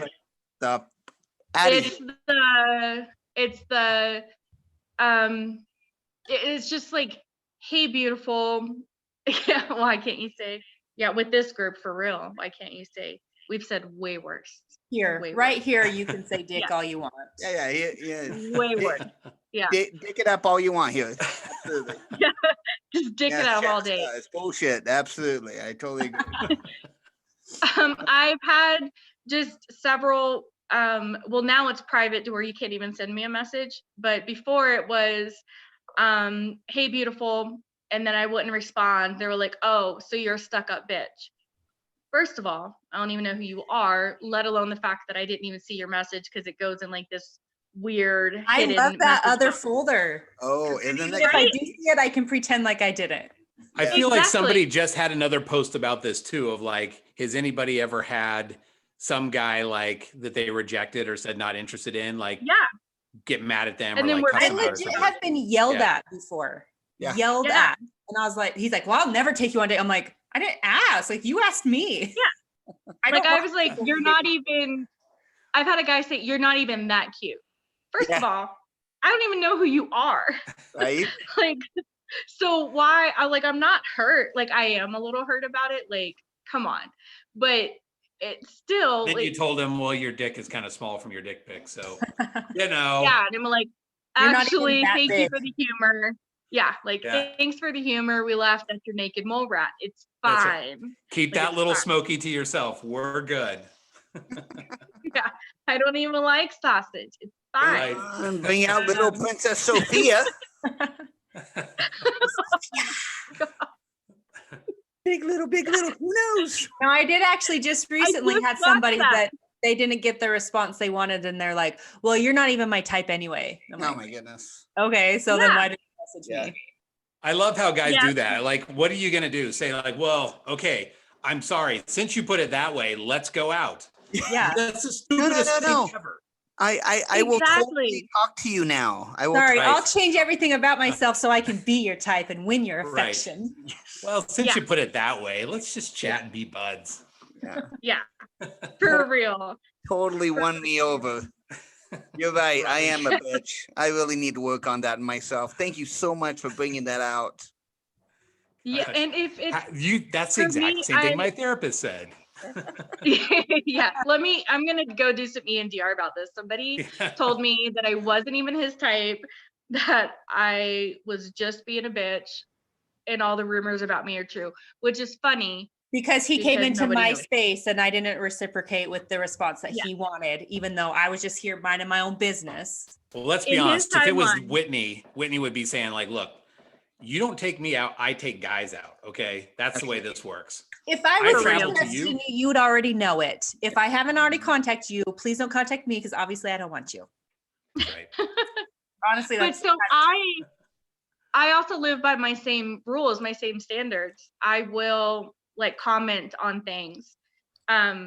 you know, and then after a few comments back and forth, like I might actually, you know, message someone to be like, hey, I really like that post. And if the conversation continues, then it continues. If not, then obviously they're not interested in what I have to say, which is fine.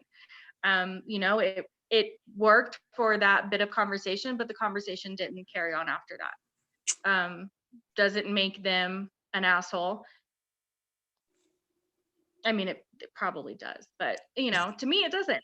It's fine. Whoa, I whoa, saw whoa, TikTok whoa. recently. Saying that there's jerks on those sites. About like men and Yeah. women, can they be just friends? And I don't remember everything about it, but there's like a science where like men in male friendships, like there's no type of like emotional connection. Whereas for women and women friendships, there is an emotional connection. So women say, yeah, men and women can be just friends. Whereas men say, no, we can't be just friends, because women are used to having an emotional connection and still being just friends. Whereas men aren't used to that. So they take that emotional connection and view that as a romantic connection. And so that's why men are the ones saying, well, friend zone. And women are like, no, like we can be friends. For the most part, we're emotional Even Neanderthals. if you've thought about seeing that person naked, even if you've thought about wanting to do things with that person, you didn't, you can still be just friends. I've made out with people that I'm just friends with. I don't think that that's the barrier. As guys, we're more emotional Neanderthals. So to us, we don't get that deep into it. Girls are like several layers of like friendship, emotional, everything. Guys are like, either we are or we aren't. Like, let's do this thing or we don't. So that's why guys on the sidelines can slap each other on the butt in a game, because they're like, there's nothing emotional here. We just whatever. If it was something like that, they'd be like, "Oh my gosh, I feel violated." I don't know though, because girls are very gropey with other girls. Like you go to the sideline and be like, "Hey, good job. Hey, great goal. I'm glad you kicked that one in there." Annie, just grab him by the pussy.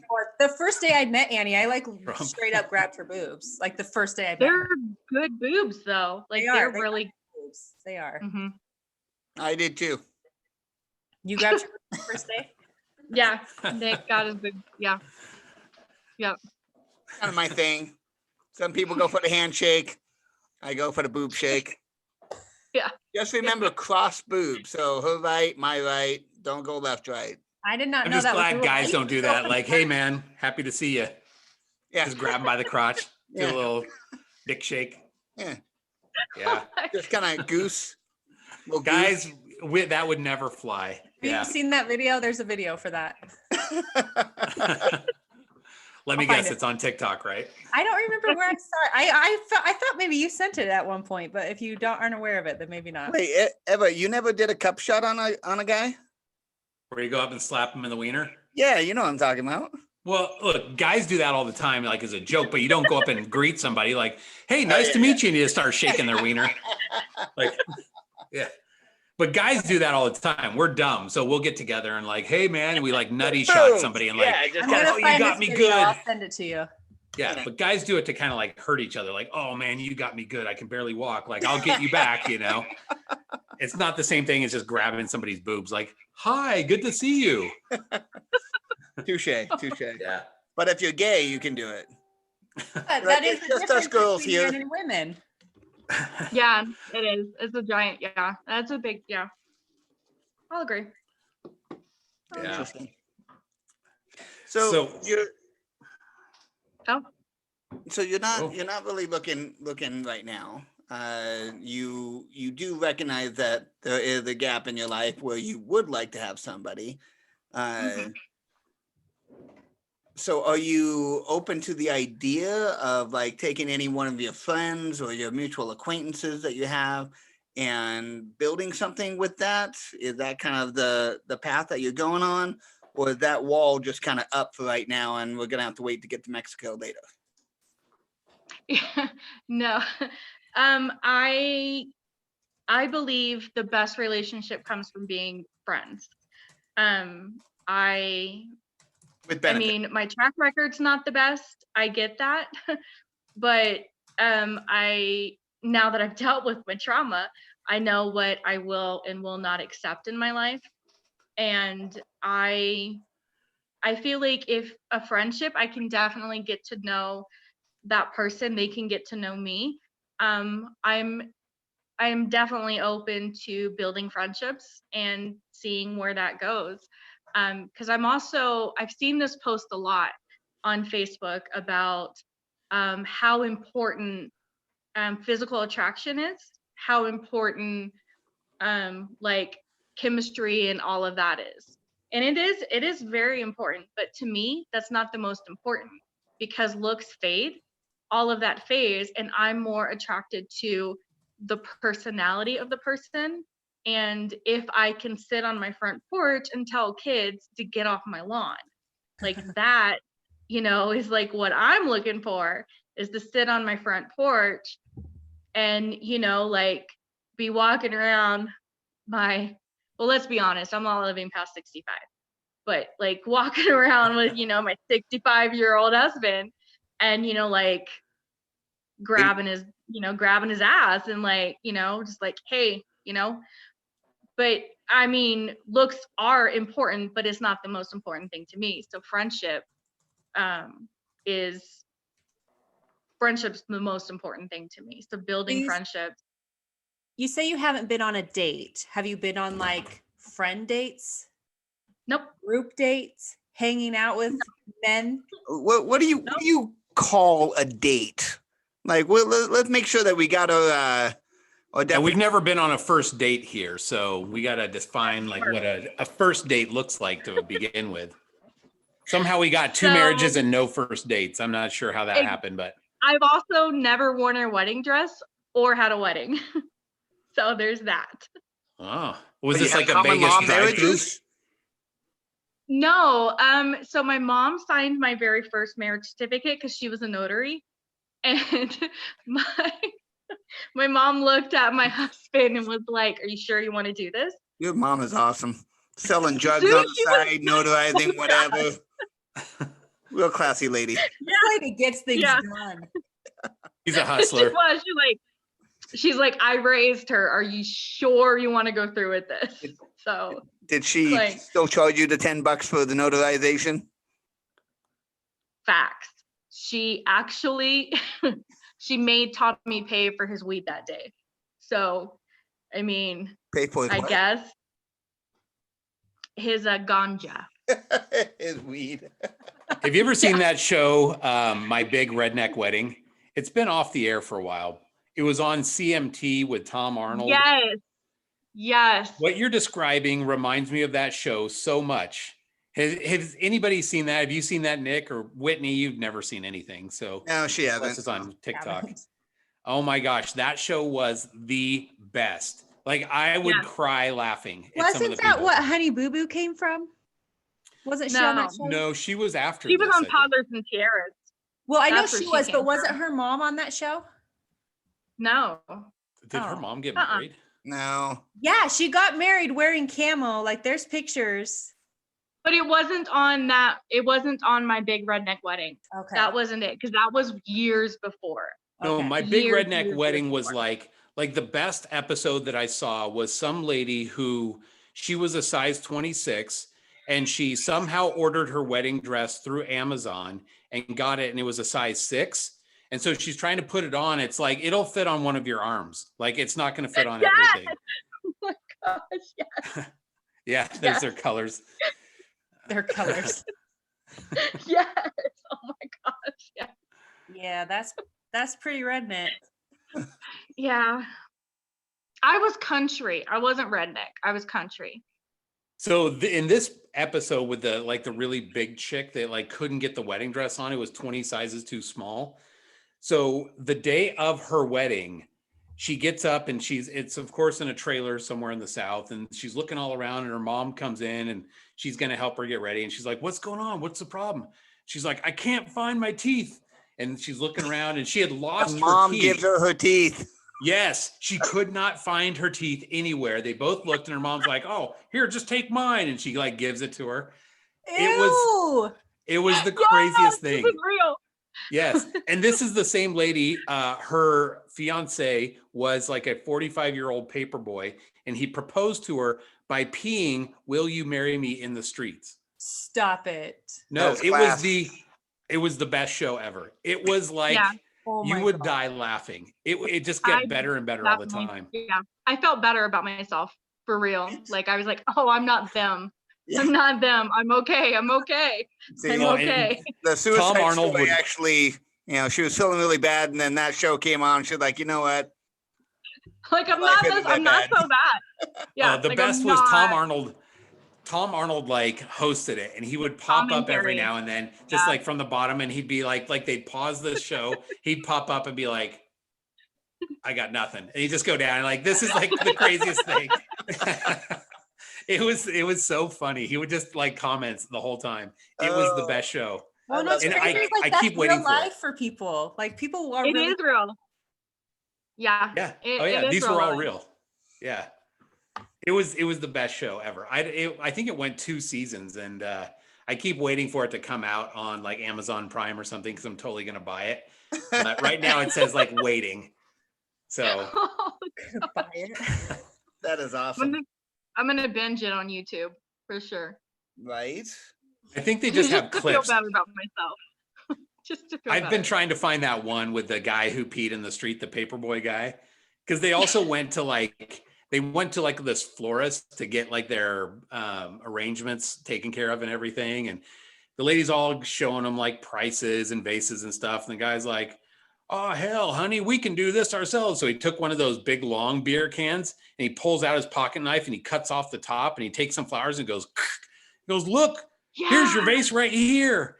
And so, and then he came up with this idea that if he drank enough beer, then he could like stack the cans up and make an arch for them to walk under. And so he's like, I better get after it and start drinking more beer. And so afterwards, they leave the floral shop and they're kind of sitting there like interviewing the lady behind the counter. And she's just like, "That's the strangest thing. Oh my gosh, is he peeing in the street?" And the guy's out there peeing in the street again. And it's just like, it's the biggest white trash show ever. It was awesome. There are 4 seasons. Oh, there was 4 seasons. Okay. Boy. 4 seasons. I will buy every one of them. I'll pay top dollar. I love it. That show was the best. I'll pay top dollar. Hey, if you buy it, give me your password so I can watch them. Will do. Yeah. Yeah, they're good. They're definitely good. But I'm not that. I'm not that. I'm not that. My mom did sign my marriage Wedding certificate. goals then. If not beer can arches, what would be your ideal wedding?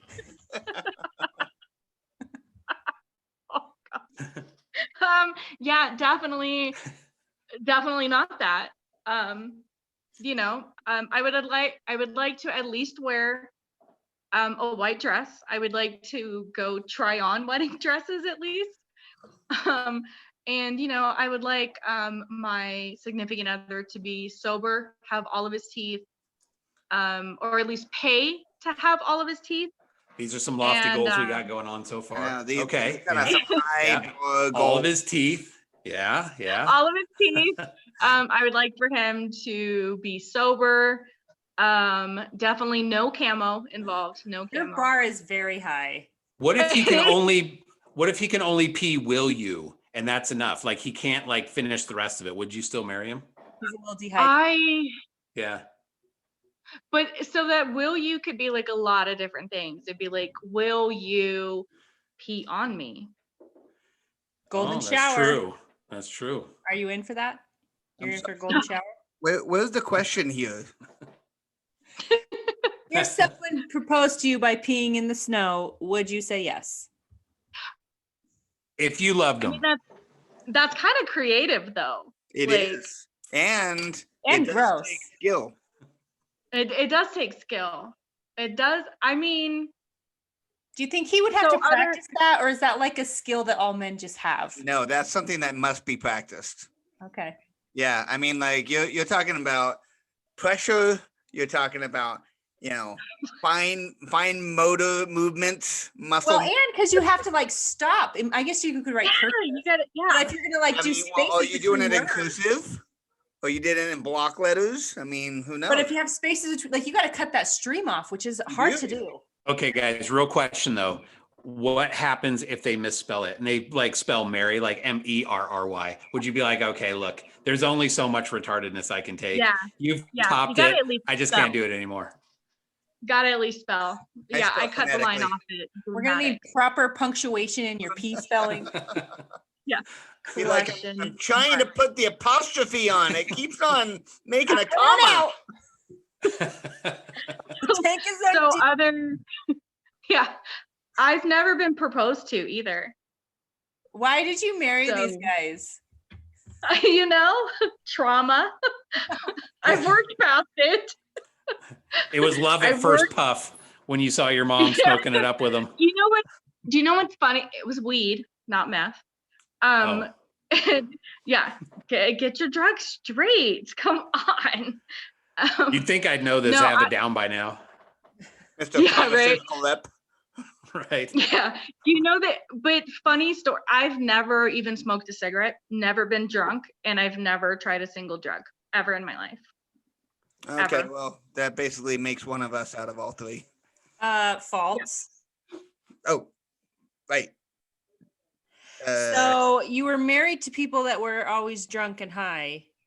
No, Yeah, you Josh never- wasn't. It was just Tommy. Okay. Yeah, it was just Tommy. Tommy was I number wanted away one. from my family. Yeah, so the number one was literally my family, but he was hot. He was, yeah, he was rock very body. good. So how do you get to a point where you're married without him proposing? Is he just like, hey, I got an idea. I'm kind of bored today. Why don't we just get your mom to do this for us? You know, when they're good in the set, I really don't think. They're just like, damn, you are never getting away from me. I get it. I was joining the military, and you couldn't be a single mom in the military. I would have had to sign over custody of my daughter, because it was Oh. wartime. It makes sense. Mhm. Hmm. Yeah, so we got married. Huh. Mhm. Did you Yeah. only have the Sounds one romantic. daughter when you got married? And then you had two more? No, so my yeah, wow. Okay.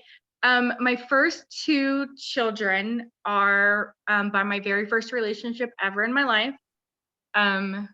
True story, you can have a child without ever actually going all the way in.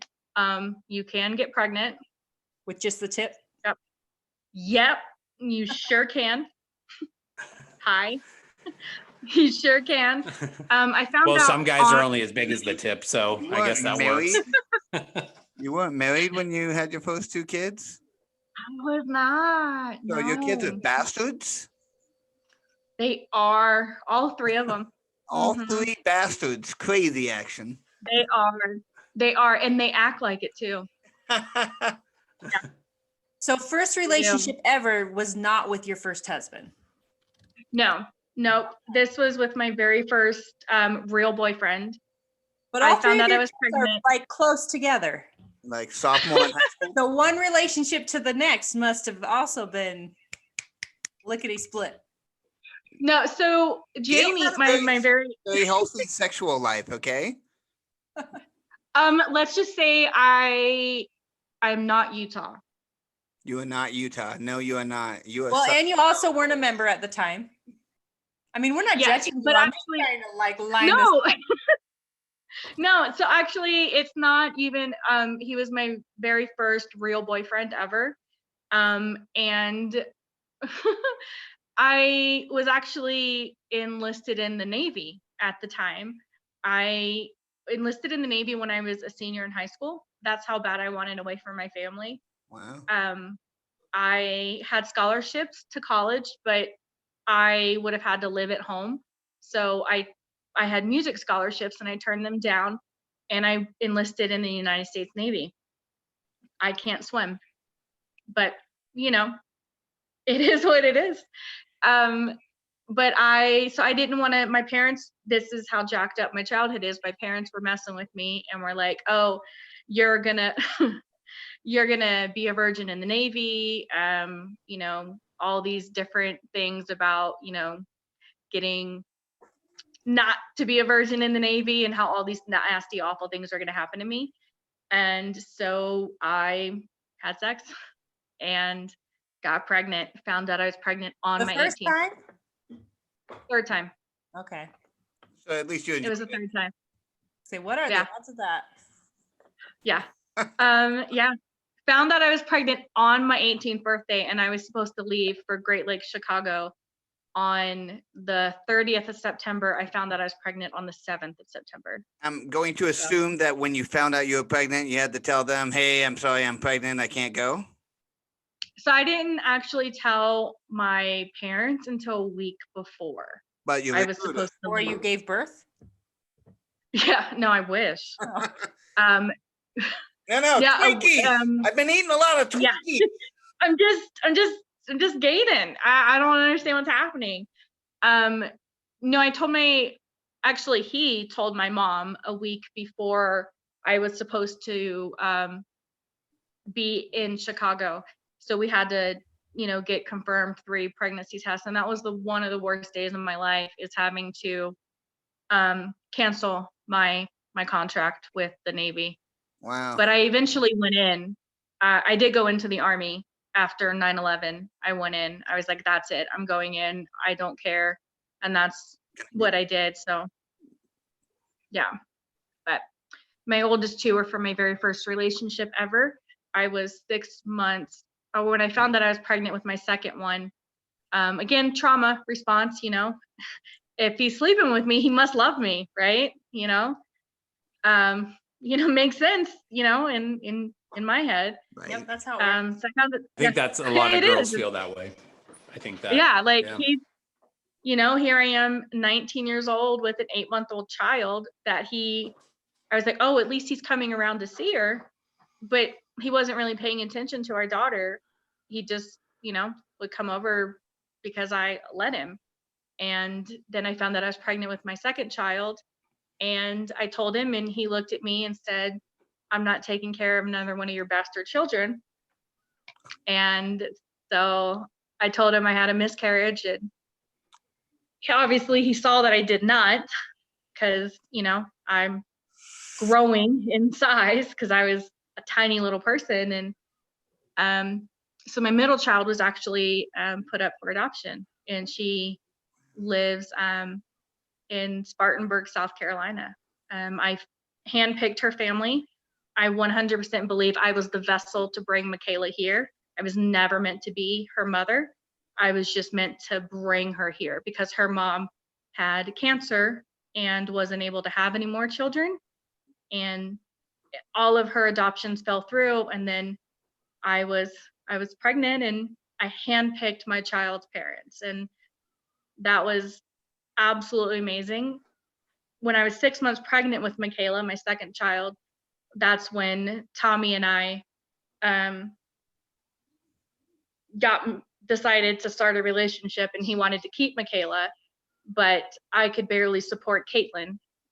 There's no way that I could support another child, especially knowing that, he was a pothead, just wasn't the best environment for that. So was it an open adoption? Did you keep in contact Very. with her? Okay. Yeah.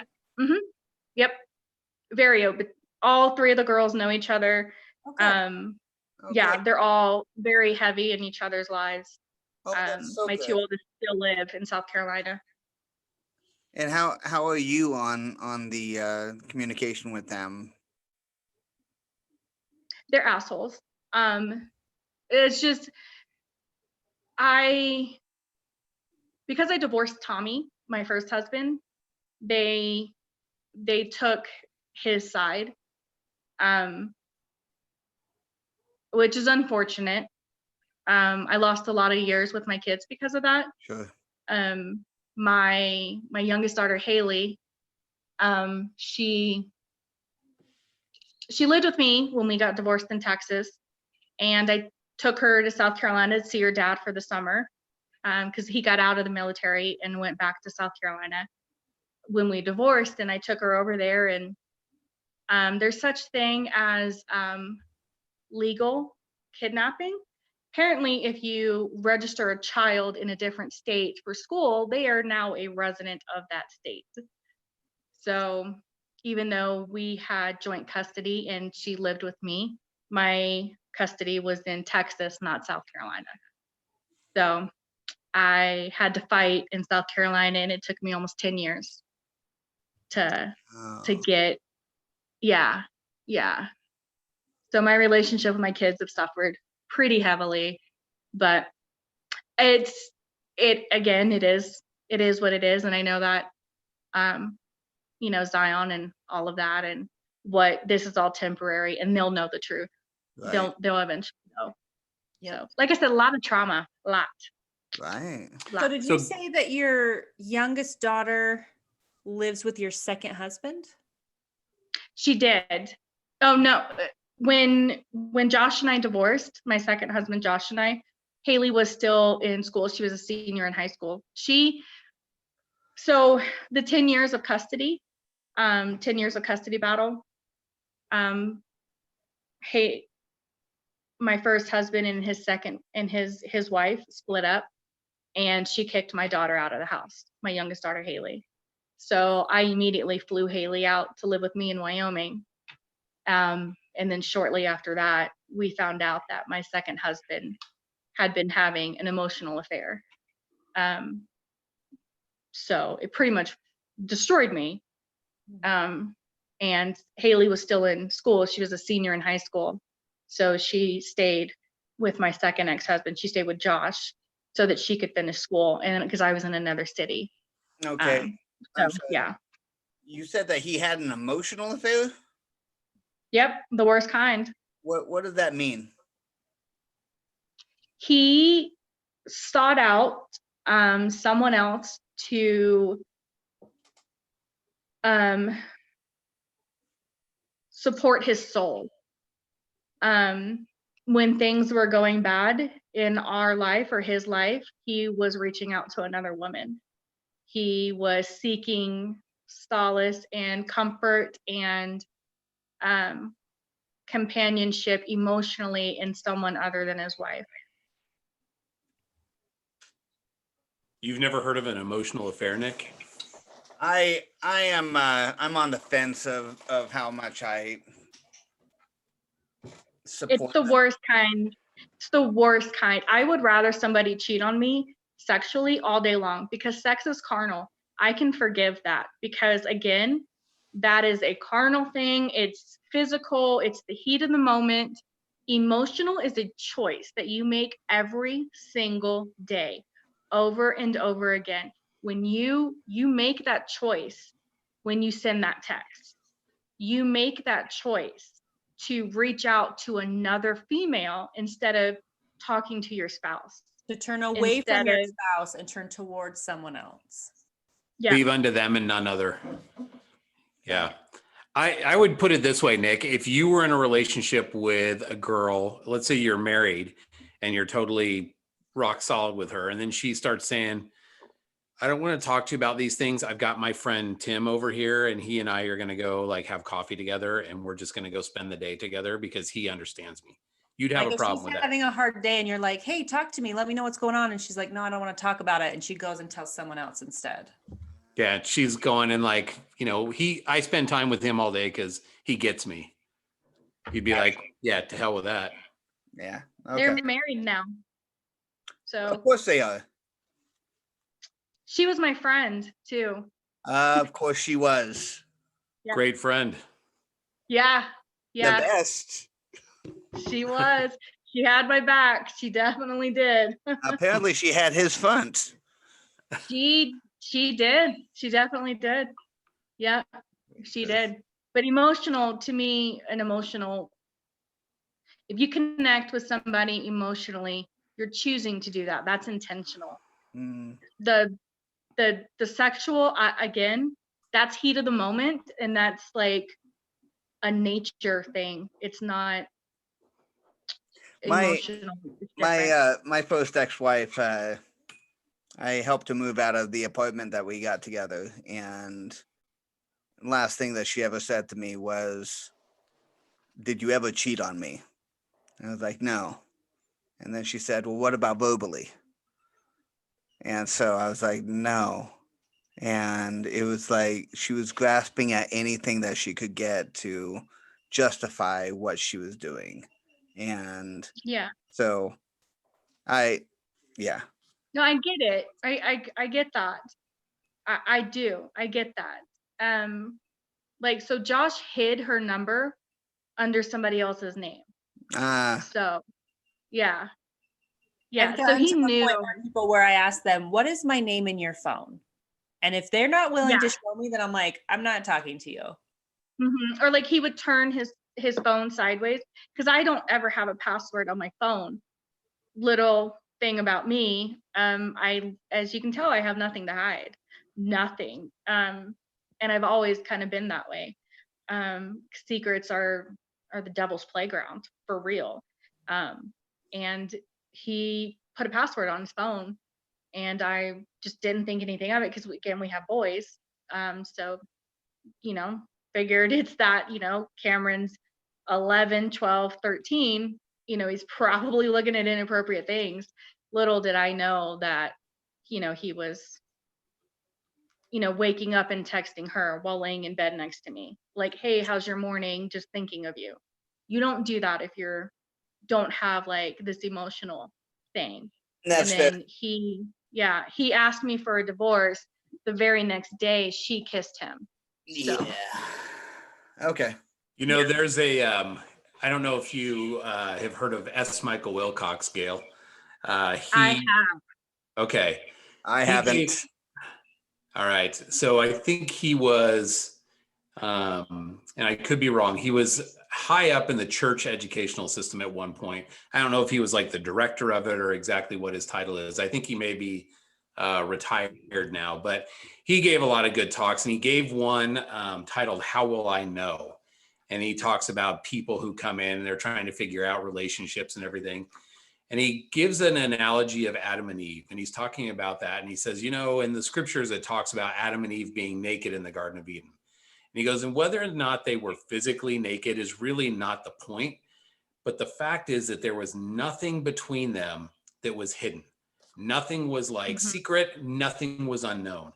And he's like, that's how we should go into our relationships, especially when we're in like a marriage or something. There should be nothing that's hidden or secret from the other partner. And I feel like all too often today, that's kind of how those, you hear about Satan kind of getting his toe in the door and then cracking it open just a little bit more. Yep. Yeah, there you go. That's it.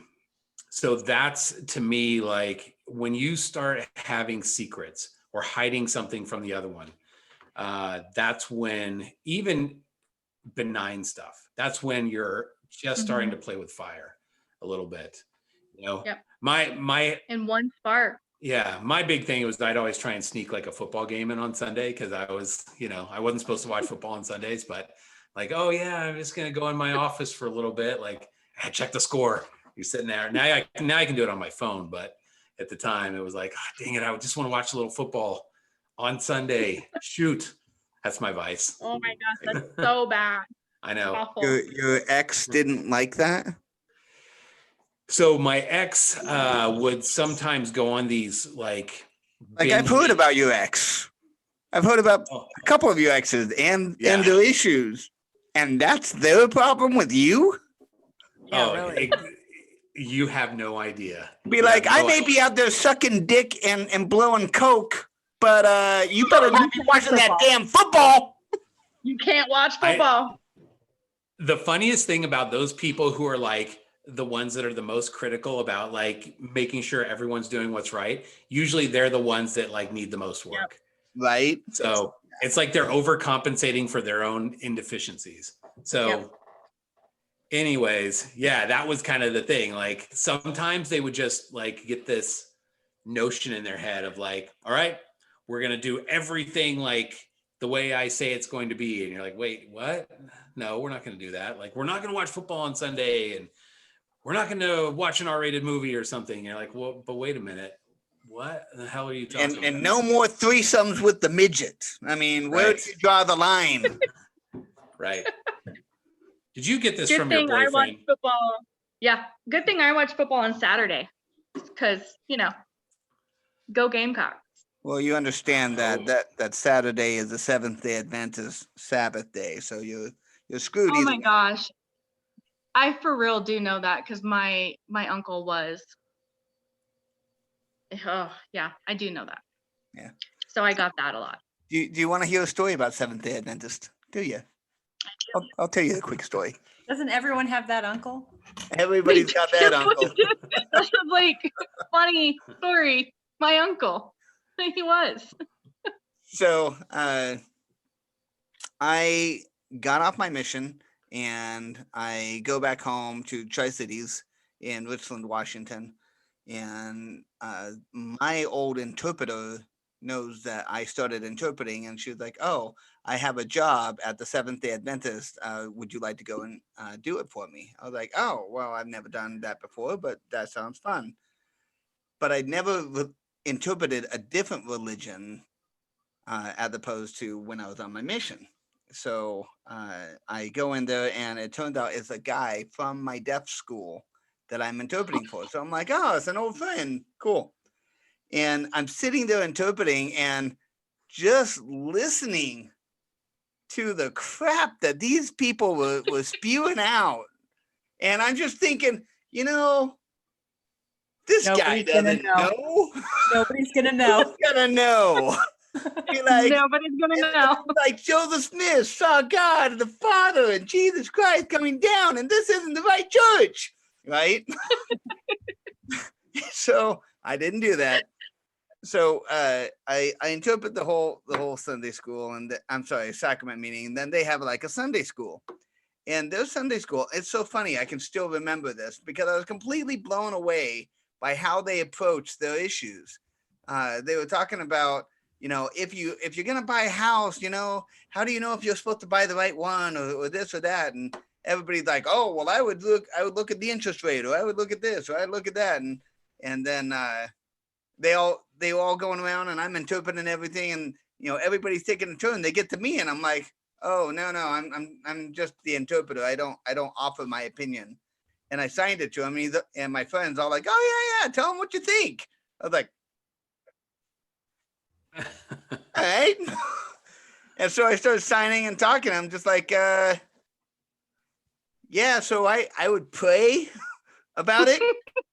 I'd ask God, and maybe it's a good idea, and I get a good feeling inside, or I pray to God, and I don't get anything, and everybody there was just like, mind was blown.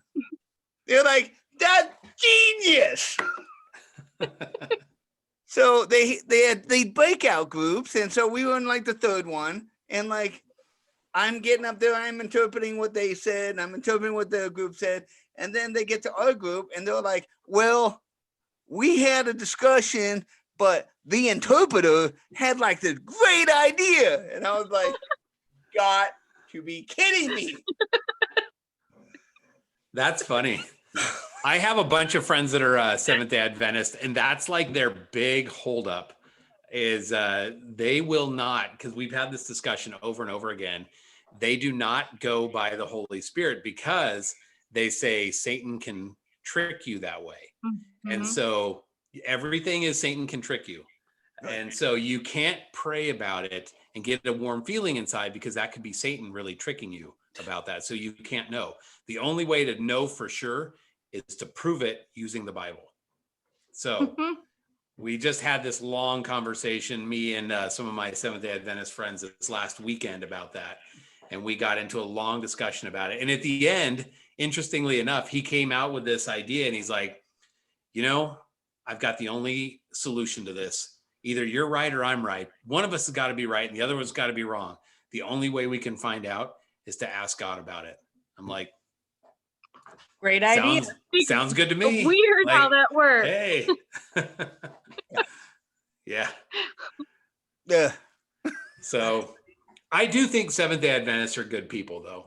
Oh, no. I think if I was an LDS, I would probably, if I was just off the street going somewhere else, I would probably gravitate towards that just because, except for the weird vegetarian stuff that I always give them crap about. I can't do that. I'm more of a meatitarian, so. Yeah, no. But they're good people. I think if I would go with a different church, I'd probably do like a non-denominational. I really like the music. The Holy Rollers. Oh yeah. Jam it out. Like the rock and roll church. Dancing. That's a non-denominational, just Christian. church. Right. A holy roller is something completely different. Presbyterians. No, so they're Pentecostal holiness. That's right. Is what it is. Pentecostal. That's what I was going for. Oh, speaking in tongues. Yeah. Those Yeah. And like that- rolling down. Yeah, like, yep, yep.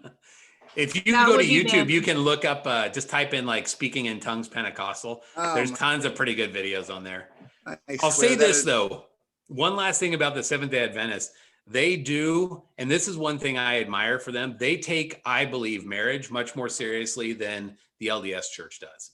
And by that, I know people who, for example, one of my friends who's Seventh-day Adventist, he was married. He's older. He's like, I don't know, in his 60s or something. So he was married years ago, got a divorce when his son was like little. Now he's a grandpa, so that kind of gives you some time frame there. And this lady was just nasty to him. He would never remarry because they have a belief that if you don't have sex with somebody else, then the marriage covenant is still like intact. So like, even though they got divorced, she never went and got remarried or had sex with somebody else. Therefore, he believes that he's got to save himself for her. And hopefully one day they'll come back together. I'm like, dude, it's been like 30, 40 years almost. Like, I think you can move on. It's like, nope, she never consummated it with somebody else. How does he know that? Well, I think she weighs a metric ton, and she's not real desirable. And she's kind of sat around her house in a muumuu with lots of cats. So I mean, don't think she's like hot on the dating pool. I feel So- like it's good that we're able to have a second chance instead of Yeah. like getting trapped in a, an abusive marriage, whatever. I wouldn't want to be tied to that person forever. I would agree with that. However, I do think that there is a lot of people who kind of are just like, well, it's not going good, so I'm out, deuces. I It's an agree that easy like, way out, yeah. yeah, if you're being abused or something like that, for sure, get out of there. Like that should never happen. Or if they're cheating on you, that's a whole nother thing. But I think there just tends to be this kind of like selfish sort of thing of like, well, we're not getting along. We just weren't right for each other. And I just fell out of love with them and all that sort of stuff. Instead of like, hey, I made a solid commitment to you. And yeah, we're going through some rough waters right now, but I've made this commitment so that we can work on this. Yeah. I feel like that's kind of a lost art in a lot of the church things. So anyways. Yeah. I believe that 100%. Oh, here we go. Oh, man. Oh, and All that's in right. Mississippi too. Yep. We can't hear anything though, Nick. You got to like hear him speaking in tongues. Doing the shamalama ding dong thing.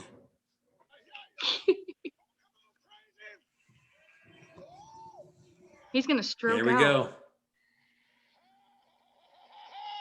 Oh, yeah. Oh, just waft that Holy Spirit around a little bit. Shake it. Love that.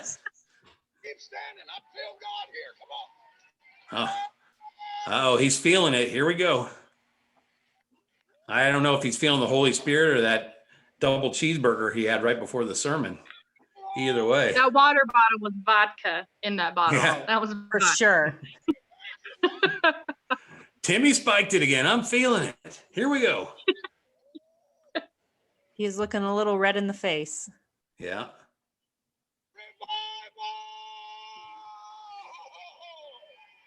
Did he? Oh, For real though, like I how do just wanna people put my not hands start up. laughing? I would be cracking up. I got nothing. I mean, I'd be putting my hands up and I'd be going with it, but I'd also be just busting up laughing. You be going with So it? The worst one that I've seen is it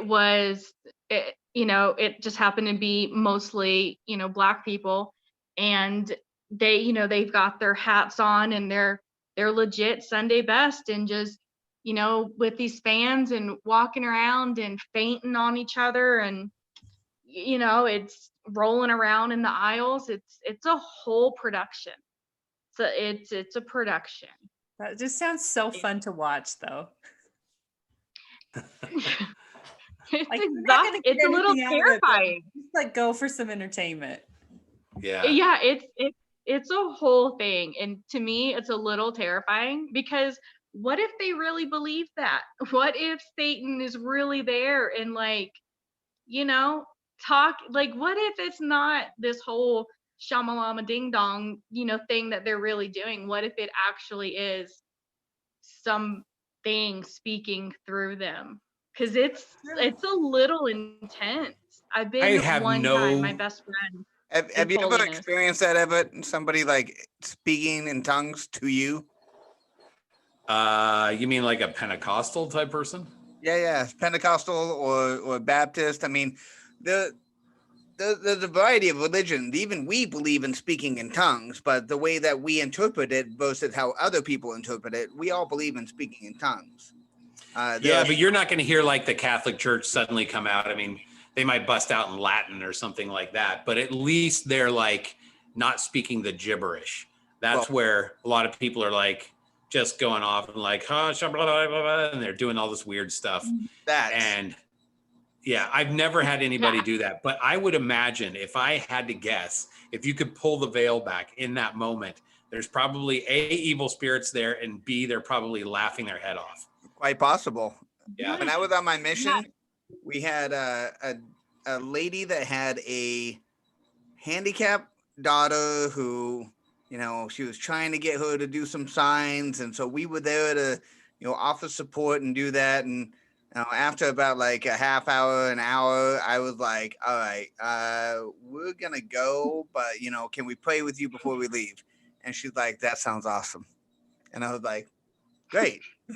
So me, my deaf companion, kneel down, her daughter that was in this wheelchair and whatnot, kneel down.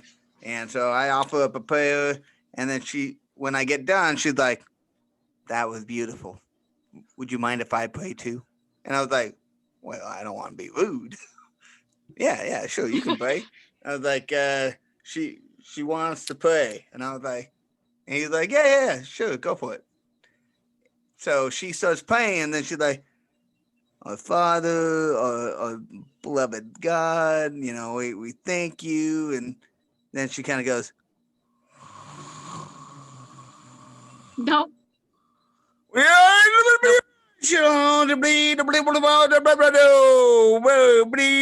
And I'm over here trying to interpret. I'm just like,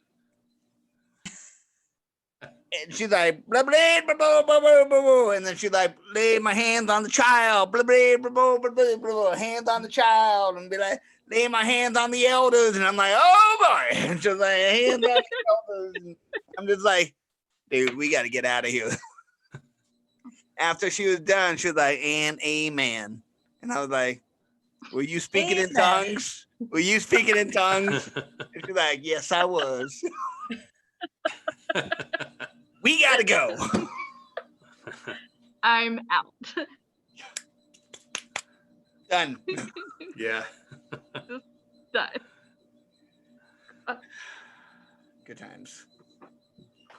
Well, shoot, ladies and gentlemen, it is encroaching on a 2 hour and 30-minute mark. Gail, Oh, no. This has been a great opportunity that we've had to have you sit down with us. And we really appreciate you taking out time to be open and vulnerable. It doesn't just help us, but helps our viewers as well. And so thank you. Yeah, thanks, Gail. It's good to get to know you. Don't judge me by my trauma. I'm working on it. No judgments here. That needs to be on a t-shirt. Don't judge me by my trauma. Yeah. That would real. sell out in a second. Yeah. Don't.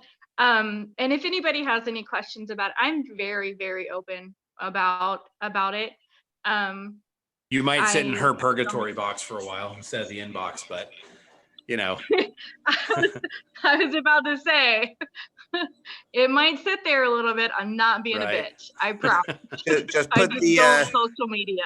Make sure that you put the message on your message, put it in the subject and be like, your podcast. That way she, is apt to read it. Yeah. I'm just grateful for the opportunity to be able to kind of let people in and know that I'm not as big of a stuck up that I look like, that I really do. I really am trying to get out there and to be a part of the singles group. It's just on a work in progress. Good. If somebody wanted to try to develop a friendship, not a relationship, a friendship, would you be open to that? Very much so. Yeah. Perfect. Very, very much so. Because I got this guy Josh that I think would just be like.